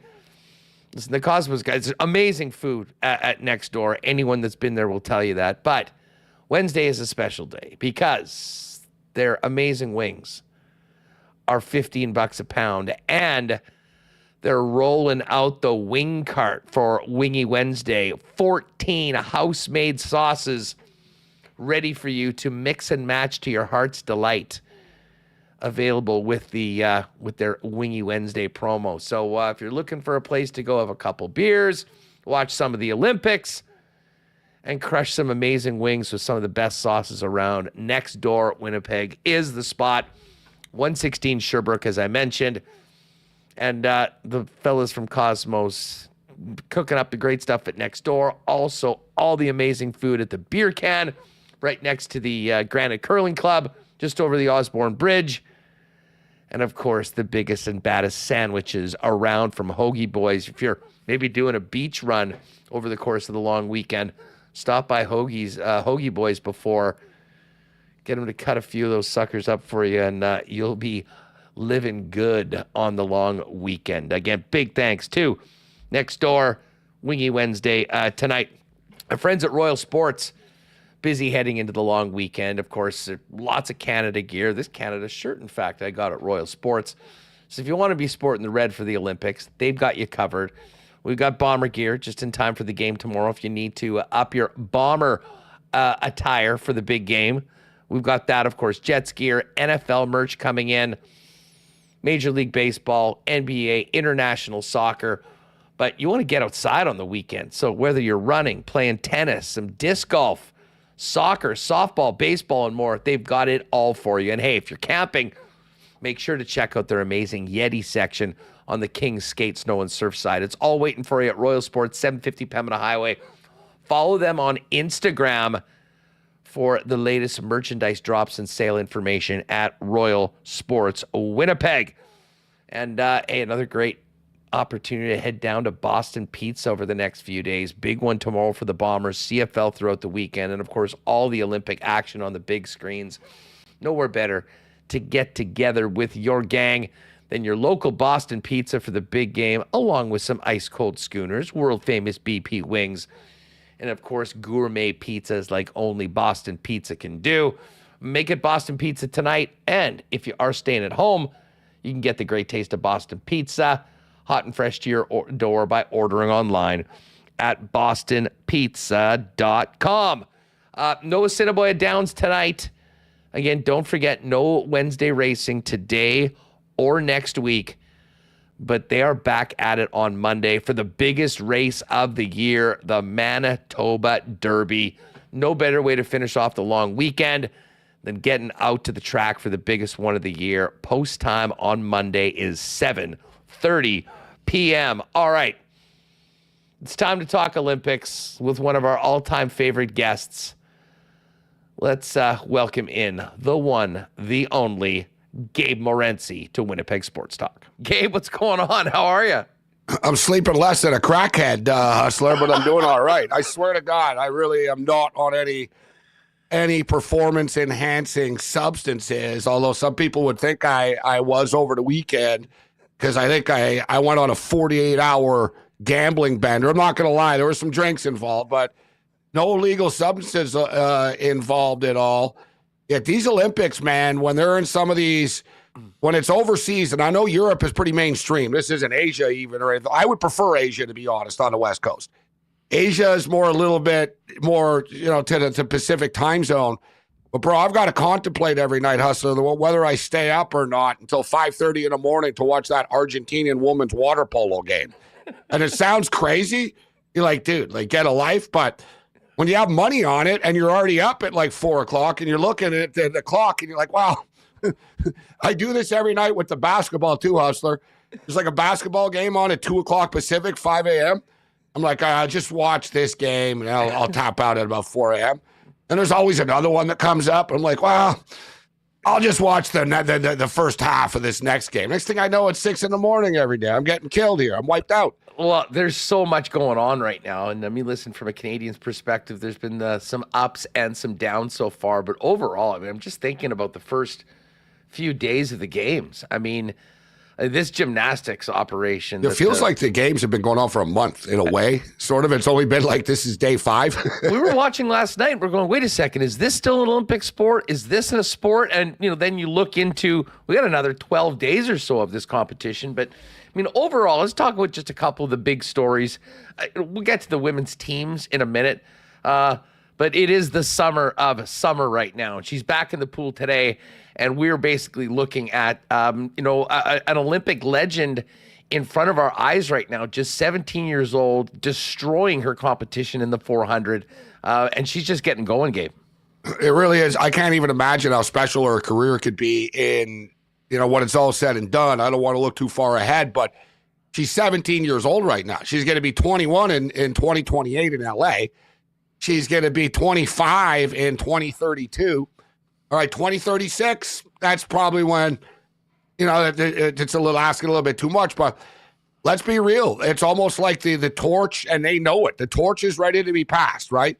Ledecky starting to fade a little bit right now. Titmus, and I swear, you want to test someone, Titmus, she has like an invisible jetpack on her back, bro. I'm telling you, she's got some sort of like little engine, no drugs. She's got like a motor or something that people don't see. You want to talk about, she's like a heat-seeking missile in the pool. Like when she takes off, Titmus, it's like, I've never seen anything like it when she just, when in that freestyle, when she raised it up to another notch. But McIntosh, she doesn't have that power yet that Titmus has, but she's getting there. And I'll tell you what, she was a minus 2,500 favorite. All right, so she was a 25 to 1 favorite to win. Yeah, bet $1, 25, etc. In the 400 in the intermedley. Man, there's so many of these swimming events. So she was a 2,500 favorite. In this butterfly, all week she's been like minus 225 because she didn't kill it in the early morning heats. The odds dropped here. And she openly talked about, I don't care. She said, I don't care what lane I'm in and stuff. I can serve as much energy as I possibly can, and it's fine. So you actually get better value with Summer McIntosh. And she's got another event coming up later in the week as well. And then the other 200-meter, the 200-meter intermedley. And she's a slight underdog. She's a small underdog. And I think this is kind of like the last time, Hustler. I think it's going to be one of these deals where we're going to look back and go, wow, I can't believe I could have got Summer McIntosh at minus 188. I can't believe I got Summer McIntosh at plus 185 in a race. But remember, the opening day when she won the silver medal, that's not her specialty. The 400 freestyle's not her specialty. The intermedleys are her specialty, so she crushed. She won by nearly 6 seconds in the 400. She's got the 200 coming up. It's a little bit shorter. And the butterfly seems to correlate to this intermedley stuff. Same thing with the men, with Marchand. Marchand killed in the intermedley, and he also did great in the butterfly as well. But see, that's so much fun to watch this girl. And it's fitting her name is Summer. She's just so full of life. And she sort of got that Sidney Crosby. You've been around a lot of hockey players, Hustler. Sort of has that Sidney Crosby, she's 17 going on 32 thing about her. You know what I mean? Great observation. Like she's very adult-like. She's not like a teenager that's, she's well coached, but like look at Coco Gauff. Coco Gauff is a teenager. Coco Gauff like breaks down and yells at everyone, cries, flips out every day. Summer McIntosh is like Sidney Crosby or like Nate McKinnon. Like she's got that sort of hockey, I just care about my stroke. I'm just trying to do my best. Like she's got like this hockey mentality about her in a pool.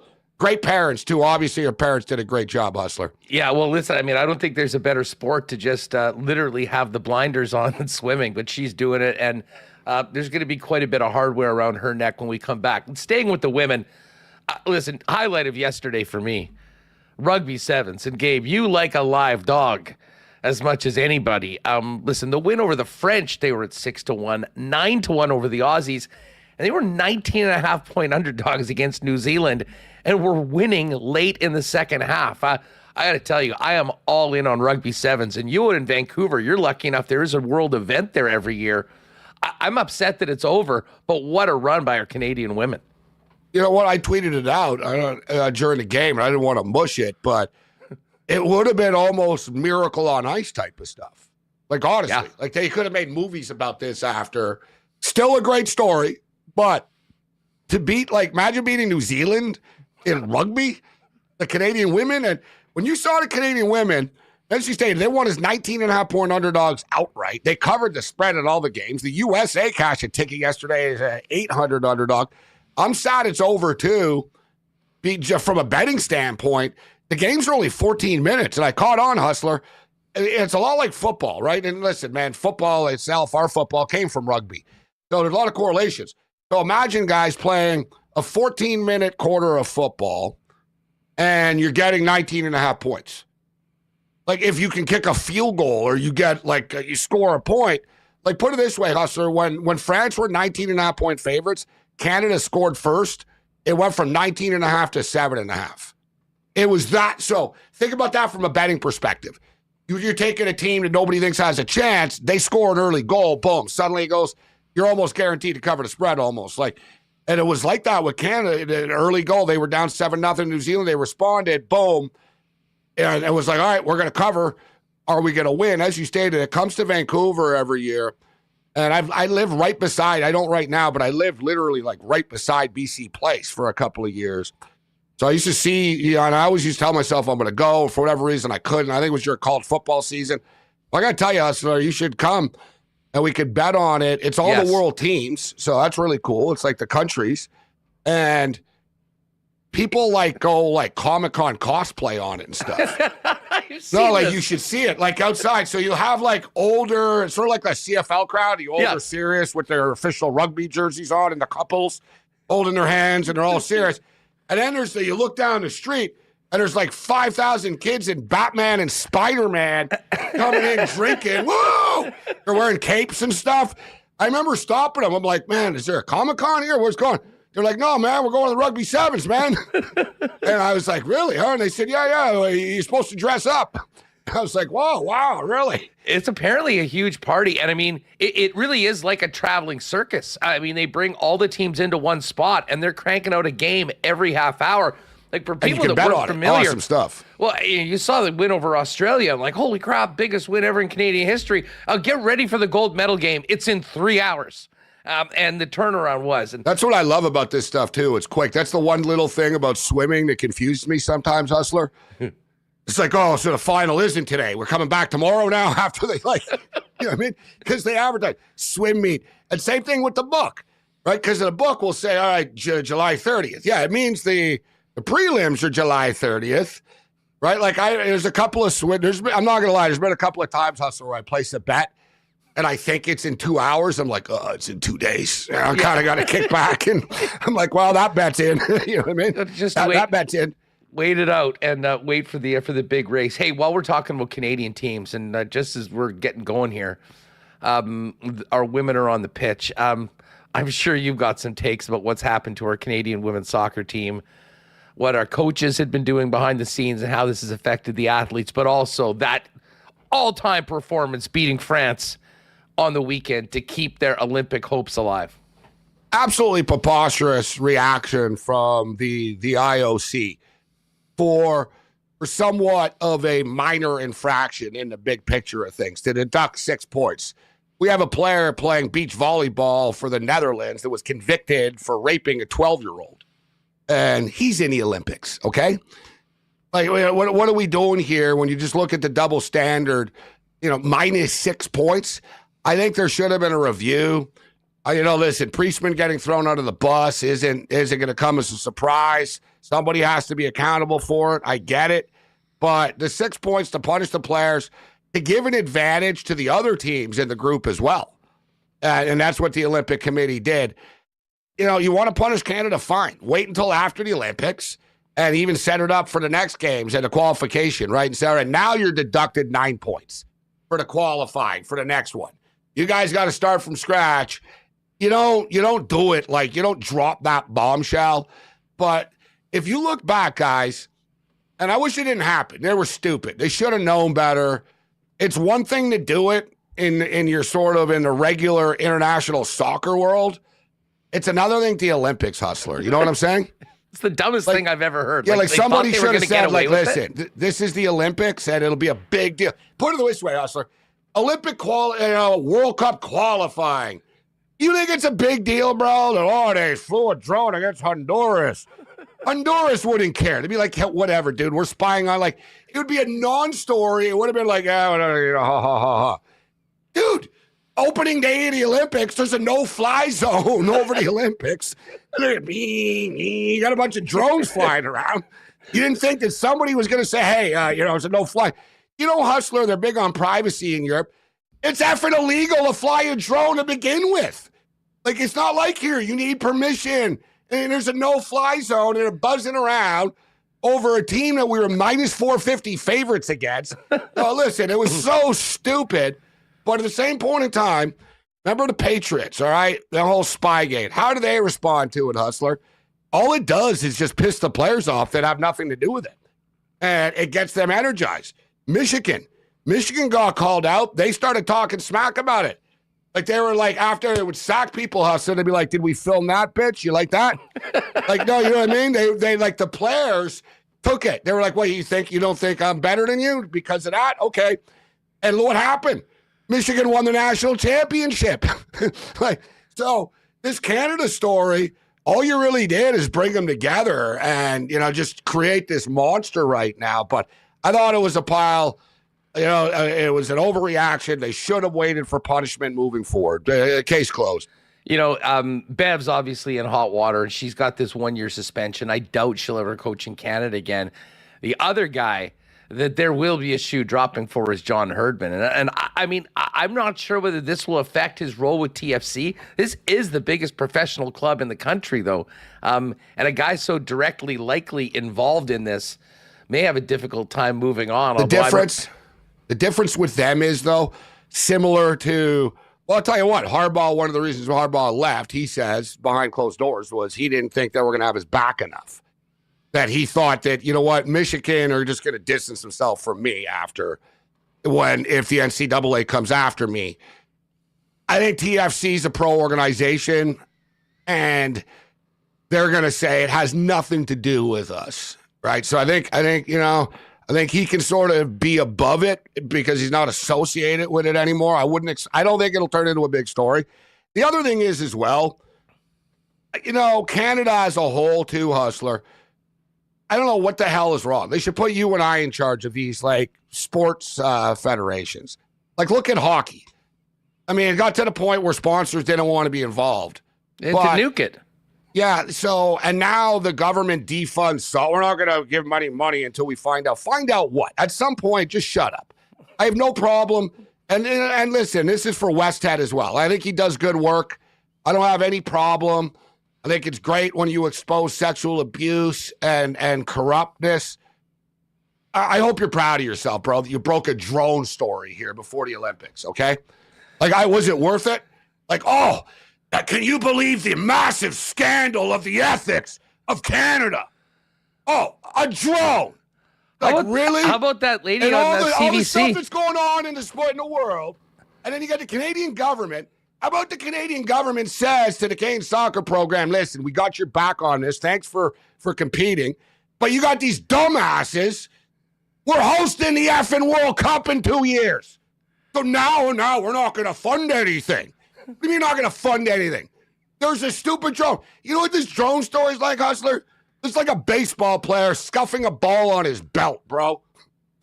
This is sort of like, hey, all right, hey, you're out of the game. And hey, You're sure it's not a bigger scandal than Ben Johnson, like some in the media? Oh, yeah, this is the biggest scandal. Oh, yeah, I know.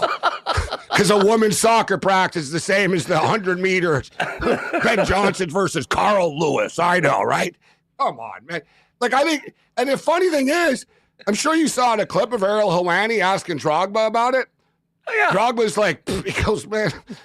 He's like, the stupidest story ever. He's like, what? Drogba, he goes, just so, yeah. He was sort of like, yeah, and? He goes, we all know practices are looked at. He goes, and? And the only place it's a story, Hustler, the only place it's a story is in Canada. We got to throw ourselves under the bus and punish ourselves when nobody else cares. Gabe Morenzi is with us. You can follow him on Twitter @SportsRage. Gabe, I have to ask you about the men's hoops. I mean, you've been fired up for this for the better part of a couple of years. Canada, nice 2-0 start. We got the Spaniards on Friday. Where are we at? What have you seen so far from Canada, and how do you feel our hopes are to move on and set up what would be the dream scenario of a shot at the Americans in the gold medal game? I actually really do legitimately believe it's going to happen. I thought coming in it would happen. It's all matchups, and I don't think anybody else can beat Canada besides the United States. And I don't say that out of arrogance, but this is NBA stuff. So basically, Canada is an NBA all-star team, and the U.S. is a better NBA all-star team.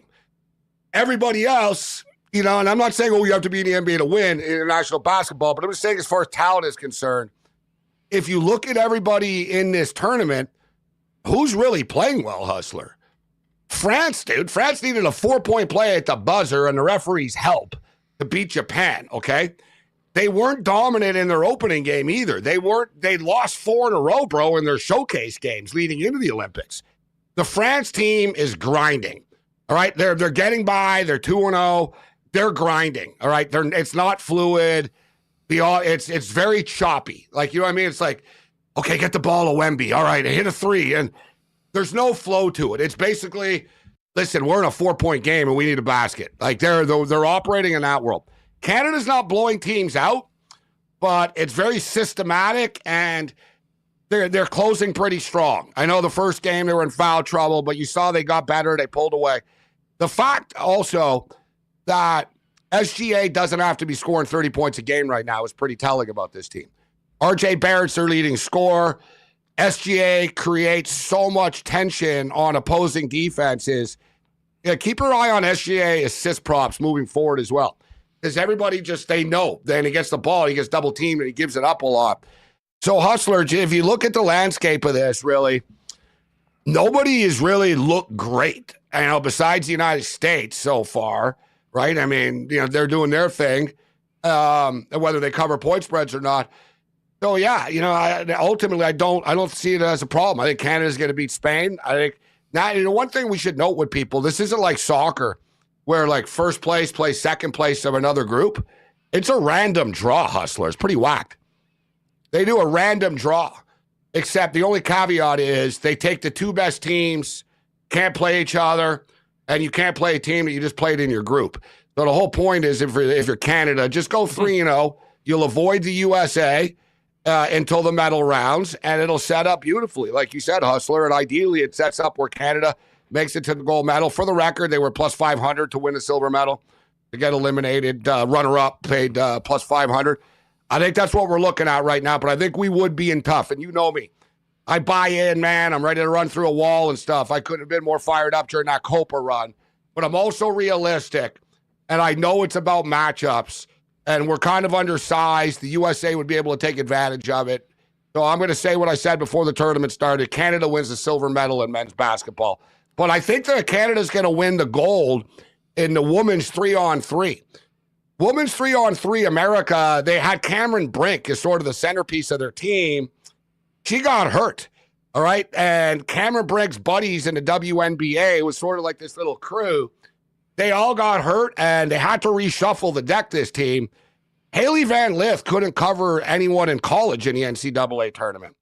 Now you're dropping this girl against grown women in Paris, France, in the Olympics, and she's just happy to take a couple of selfies and happy for the experience.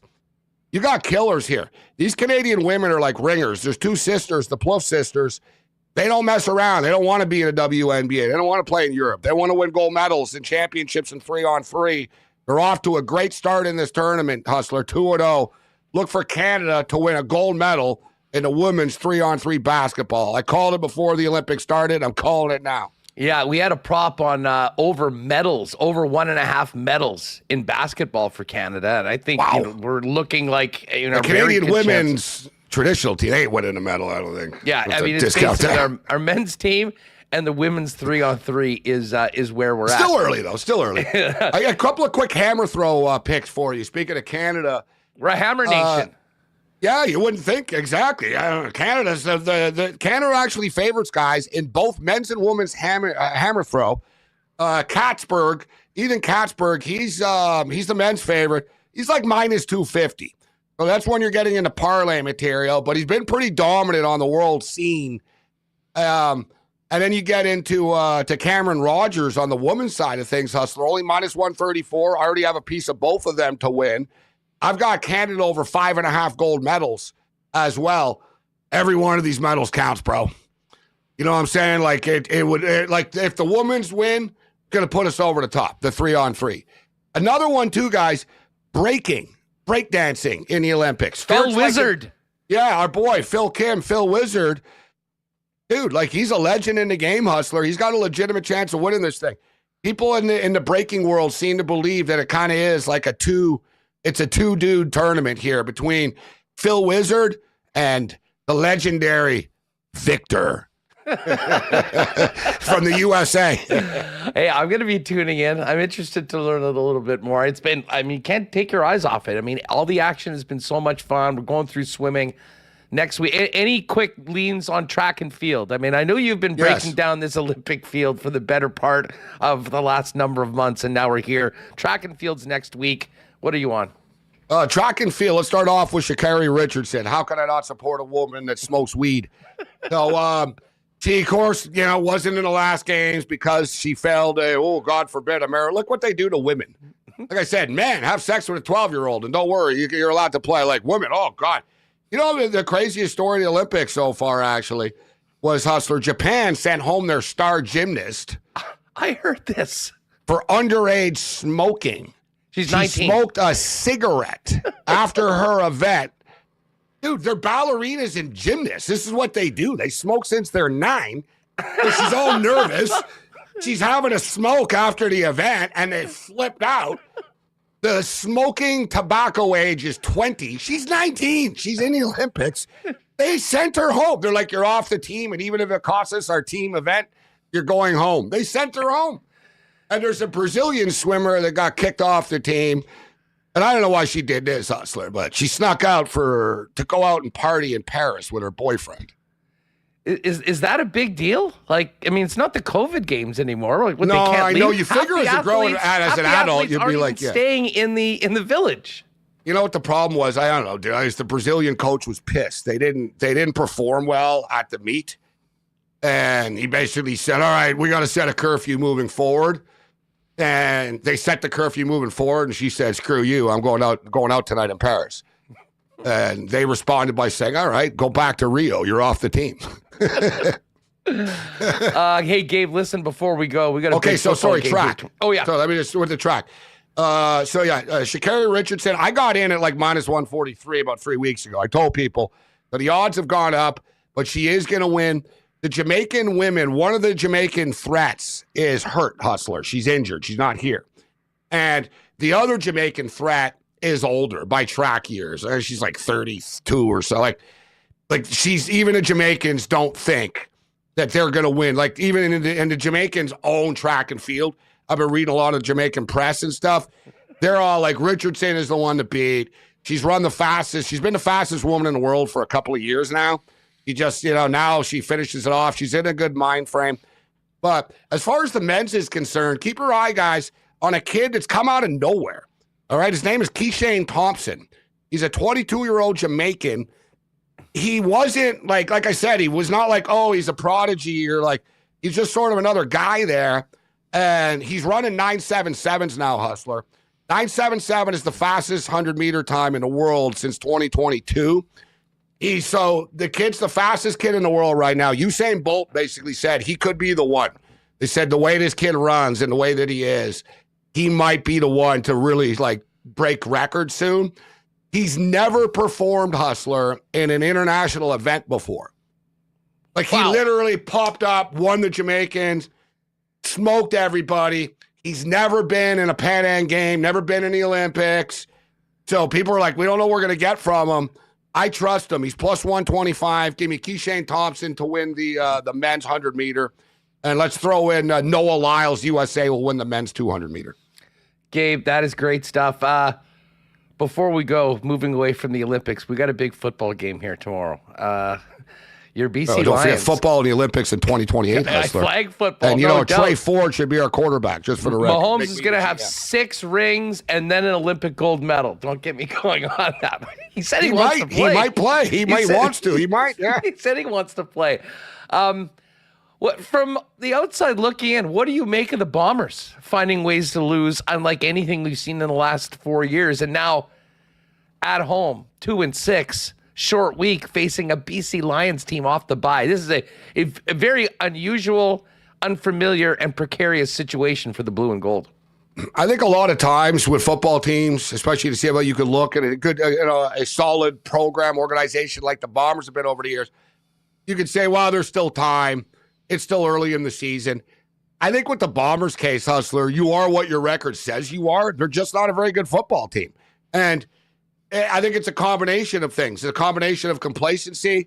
It's a combination, and complacency, I'm not talking about psychological complacency of the players, but roster complacency.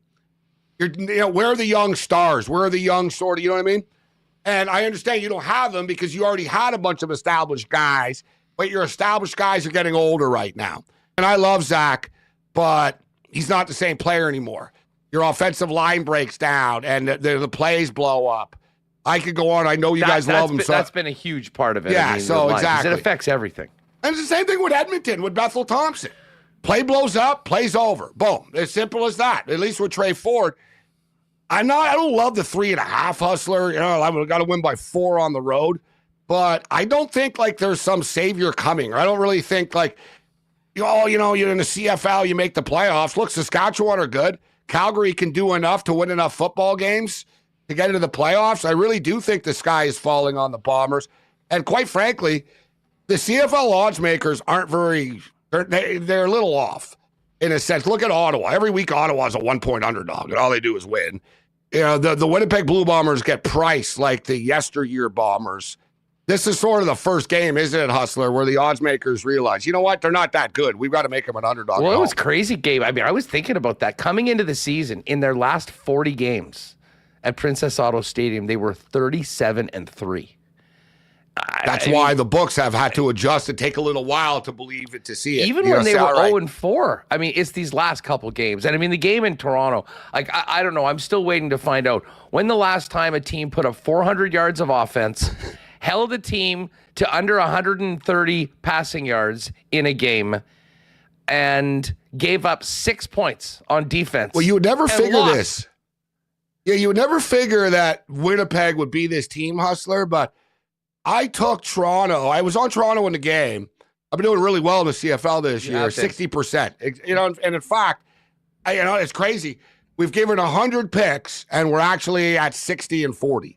It's exactly 60%. Just by chance, we're at the 100 pick mark right now. But I swear, Hustler, I was already on the Argos, but I tweeted out like late in game or whatever when it was tied. You know, it was close. I said, I'm taking the Argos again. I said the Bombers will just find a way to lose this. And it was one of the, like you just said, they did so many things well. But you know, when you watch a team, it's almost like the White Sox now. Like, don't worry, they're going to find a way to lose no matter what. Like, they won't win. That's how I sort of feel about Winnipeg now. And that's what happened against Toronto. It was like, yeah, don't worry. They look good. But in the end, the carpet will get pulled from underneath them. And let's be real as well. And I love Mike O'Shea. I think O'Shea's a great coach. And I thought it was ridiculous, some people on the TSN panel. Has the time come for Mike O'Shea? What, a bad 2 months? You want to fire the guy? Settle down, all right? Like, settle down. Like, they were talking about Hustler. Maybe it's time. I don't know. It's been a nice run. Hot take city. Just shut up, okay? But without being stated, I don't know what the hell he was thinking as a defensive guy, bro. They could have moved the ball, Hustler. Take the damn 3. You would have won the football game. I don't understand that call out. Yeah, I don't know. I mean, I thought that it would have been. Give me the Lions. Sorry, long-winded. Chicken give me bleep. BC. Chicken bleep move to kick it there, just with the way they've been doing it. And listen, Stravler was automatic. For the record, I thought that he got it, but hey, listen, they get stuffed earlier in the game too. I would have kicked the 3. Sometimes. Hey, listen, I'm a weasel, Hustler. I get mad at CFL teams. I don't know why they don't just try to win by 1, man. I would just tell my punter, dude, just boot the ball through the effing end zone in a tie game late. Like, I remember Toronto was the last one to do this. Like, seems like it's been like 12 years or something, Hustler. 15 years since a CFL the walk-off rouge? Yeah. I remember the Argos did it, and like the other team was like, that was pretty bitch-ass way to win. And I was like, no, it isn't. It's in the rules. They punted from like the 48. They didn't go for the field goal. They just said, screw it. And they booted the ball through the end zone. And I was like, brilliant. It's part of the rules. Gabe, fill people in on what you're up to these days and when people can join the party with Sports Rage on the grid. 10 o'clock Eastern. Weeknights, 10 o'clock Eastern. 3 hours, 180 minutes. We're bringing it. We're also streaming it's on Twitter as well. So, for you lazy asses, all you got to do is just go to Sportsgrid TV. On Twitter, there's a live stream going, SiriusXM channel 159, every platform out there. But yeah, we're rocking 10 o'clock Eastern every night. We're all over the Olympics, obviously. NFL preseason starts this week. Yeah, and college football around the corner. So it's a great time of the year right now. A lot of betting going on. By the time the Olympics are over, we are going to be knee deep in the preseason and fantasy drafts and getting ready for kickoff for the NFL. Gabe, thanks so much for doing this. Always love having you on. Hey, good stuff, Hustler. We're not just for the showboats or the champions. We're here for the good ones. The ones who work hard and show up for others not to get recognized, but because it's the right thing to do. We'd like to think that our good intentions show up in our beer. We keep working to perfect it, not because we want fame or fanfare, but because you deserve it. 1919, the good you deserve. Yeah, it might be time for a few 1919s or generics tonight at the ballpark, because the Gold Eyes are back at it. Tough, tight loss last night, 4-3 to Kansas City, but they're back at it tonight. And tonight, I believe, is country night. So throw on that cowboy hat and head on down to the ballpark tonight. Goldeyes.com for tickets in advance. And again, don't forget the Fish are at home all through August long weekend. Began a 7-game homestand yesterday with that game against Kansas City. Back at it tonight. I think I'm going to head down to the ballpark tonight. A perfect night for some summer baseball at Blue Cross Park. And again, I know some people were wondering about plans. We're going to see if we can get another little WST get-together in August at some point. So stay tuned for that. But in the meantime, don't miss out your chance to get down, drink, eat, and enjoy Gold Eyes baseball this week, including Country Night tonight down at Blue Cross Park. A big shout out to my friends at Aikens Lake Wilderness Lodge. We'll see you soon. Cannot wait to get on the water. You know, it's funny. I have not particularly experienced in fishing at lodges other than Aikens Lake. So I think I've actually somewhat been spoiled because have heard that, wait a second, you don't have the incredible hospitality that we get at Aikens, like, at other spots. It really is a one-of-a-kind experience. Fly in where you can be on the water in less than 2 hours from the city of Winnipeg. And listen, as much as the fishing is world-class, we've seen tons of master anglers come out of the water throughout the summer. What really separates Aikens is the Aikens experience, the incredible hospitality from the Turan family and the incredible Aikens team. Find out more today at aikenslake.com. You can inquire on any remaining 2024 availability, but already booking well into 2025. So if you want that world-class getaway fishing experience, get on it with our pal Pitt and the gang at Aikens Lake. Olympic golf begins tomorrow. We went through that today on the Lock Shop, but a big good luck to Corey Connors, Nick Taylor, and of course Winnipeg's Derek Ingram, who's coaching our Canadian team. Cannot wait to see what happens when they give out the gold medals. And could we see a Canadian on the podium? We will see. That'll be the focus of the golf world over the next few days. And of course, when it comes to golfing here in Manitoba, if you are looking for an amazing long-term home for you and your family at one of Winnipeg's top private courses, Breezy Bend is the spot. Give our pal Corey Johnson a call at the clubhouse to see what is available for 2025 membership options. And go to breezybend.ca for more information on the course, the facilities, and of course, an amazing spot for wedding rentals as well. Why not question of the day is this. Well, there is much angst in Bomberland. I ask you this, facing a very, very tough schedule, a tough team tomorrow night, and BC back-to-back. Can the Winnipeg Blue Bombers salvage this season after a 2-6 start? Let us know in the comments for the Why Not question of the day today for Not Autocorp over at Waverly and McGillivray. Now, we're going to get to CFL 110 very shortly with myself and Jeff Hamilton. But before we finish it off, let's quickly get over to the Cool Bet lines. As I mentioned, we will be talking CFL on the program. Here are the lines right now. And the Bomber BC line is still at 3.5, but the money line has moved. Yesterday it was plus 143 for the Bombers to win. It's now plus 160, and the BC Lions have moved to minus 200. Wouldn't be surprised, considering where this trend is going, if we see the Bombers 4-point underdogs by kickoff tomorrow. Meanwhile, the line continues to move in favor of the Montreal Alouettes. The Alouettes are 5-point favorites now for the Friday game in Hamilton against the Ticats. Elks remain 5.5-point underdogs in Saskatchewan. And Calgary had actually gone to 3.5-point dogs or favorites earlier today. It's now minus 3 minus 118 for the Sunday game between Toronto and Calgary. Don't forget, 20% win boost, as well as your chance to join us and myself, Darren Bombing, who's coming up after CFL 110 at 3:45 today. So stick around with that. We got much more on the YouTube channels coming up today. On the bus ride, the crew, the 1930 crew tour to Regina. And I should quickly mention, if you are betting CFL, grab a screen cap of your bets, send it in to Winnipeg, to contest at winnipegsportstalk.com. We've got this week and next week to get those bets in, and then we'll do a special marble race. We actually pulled a couple more qualifiers, and shout out to a couple of Cool Bet regulars that are in for another spot. Markham Fanasuk now has 3 in the final draw. Scott Westman now has 3. The Cowboy Kurt Schmidtke has 3, and Brent Waters is in as well.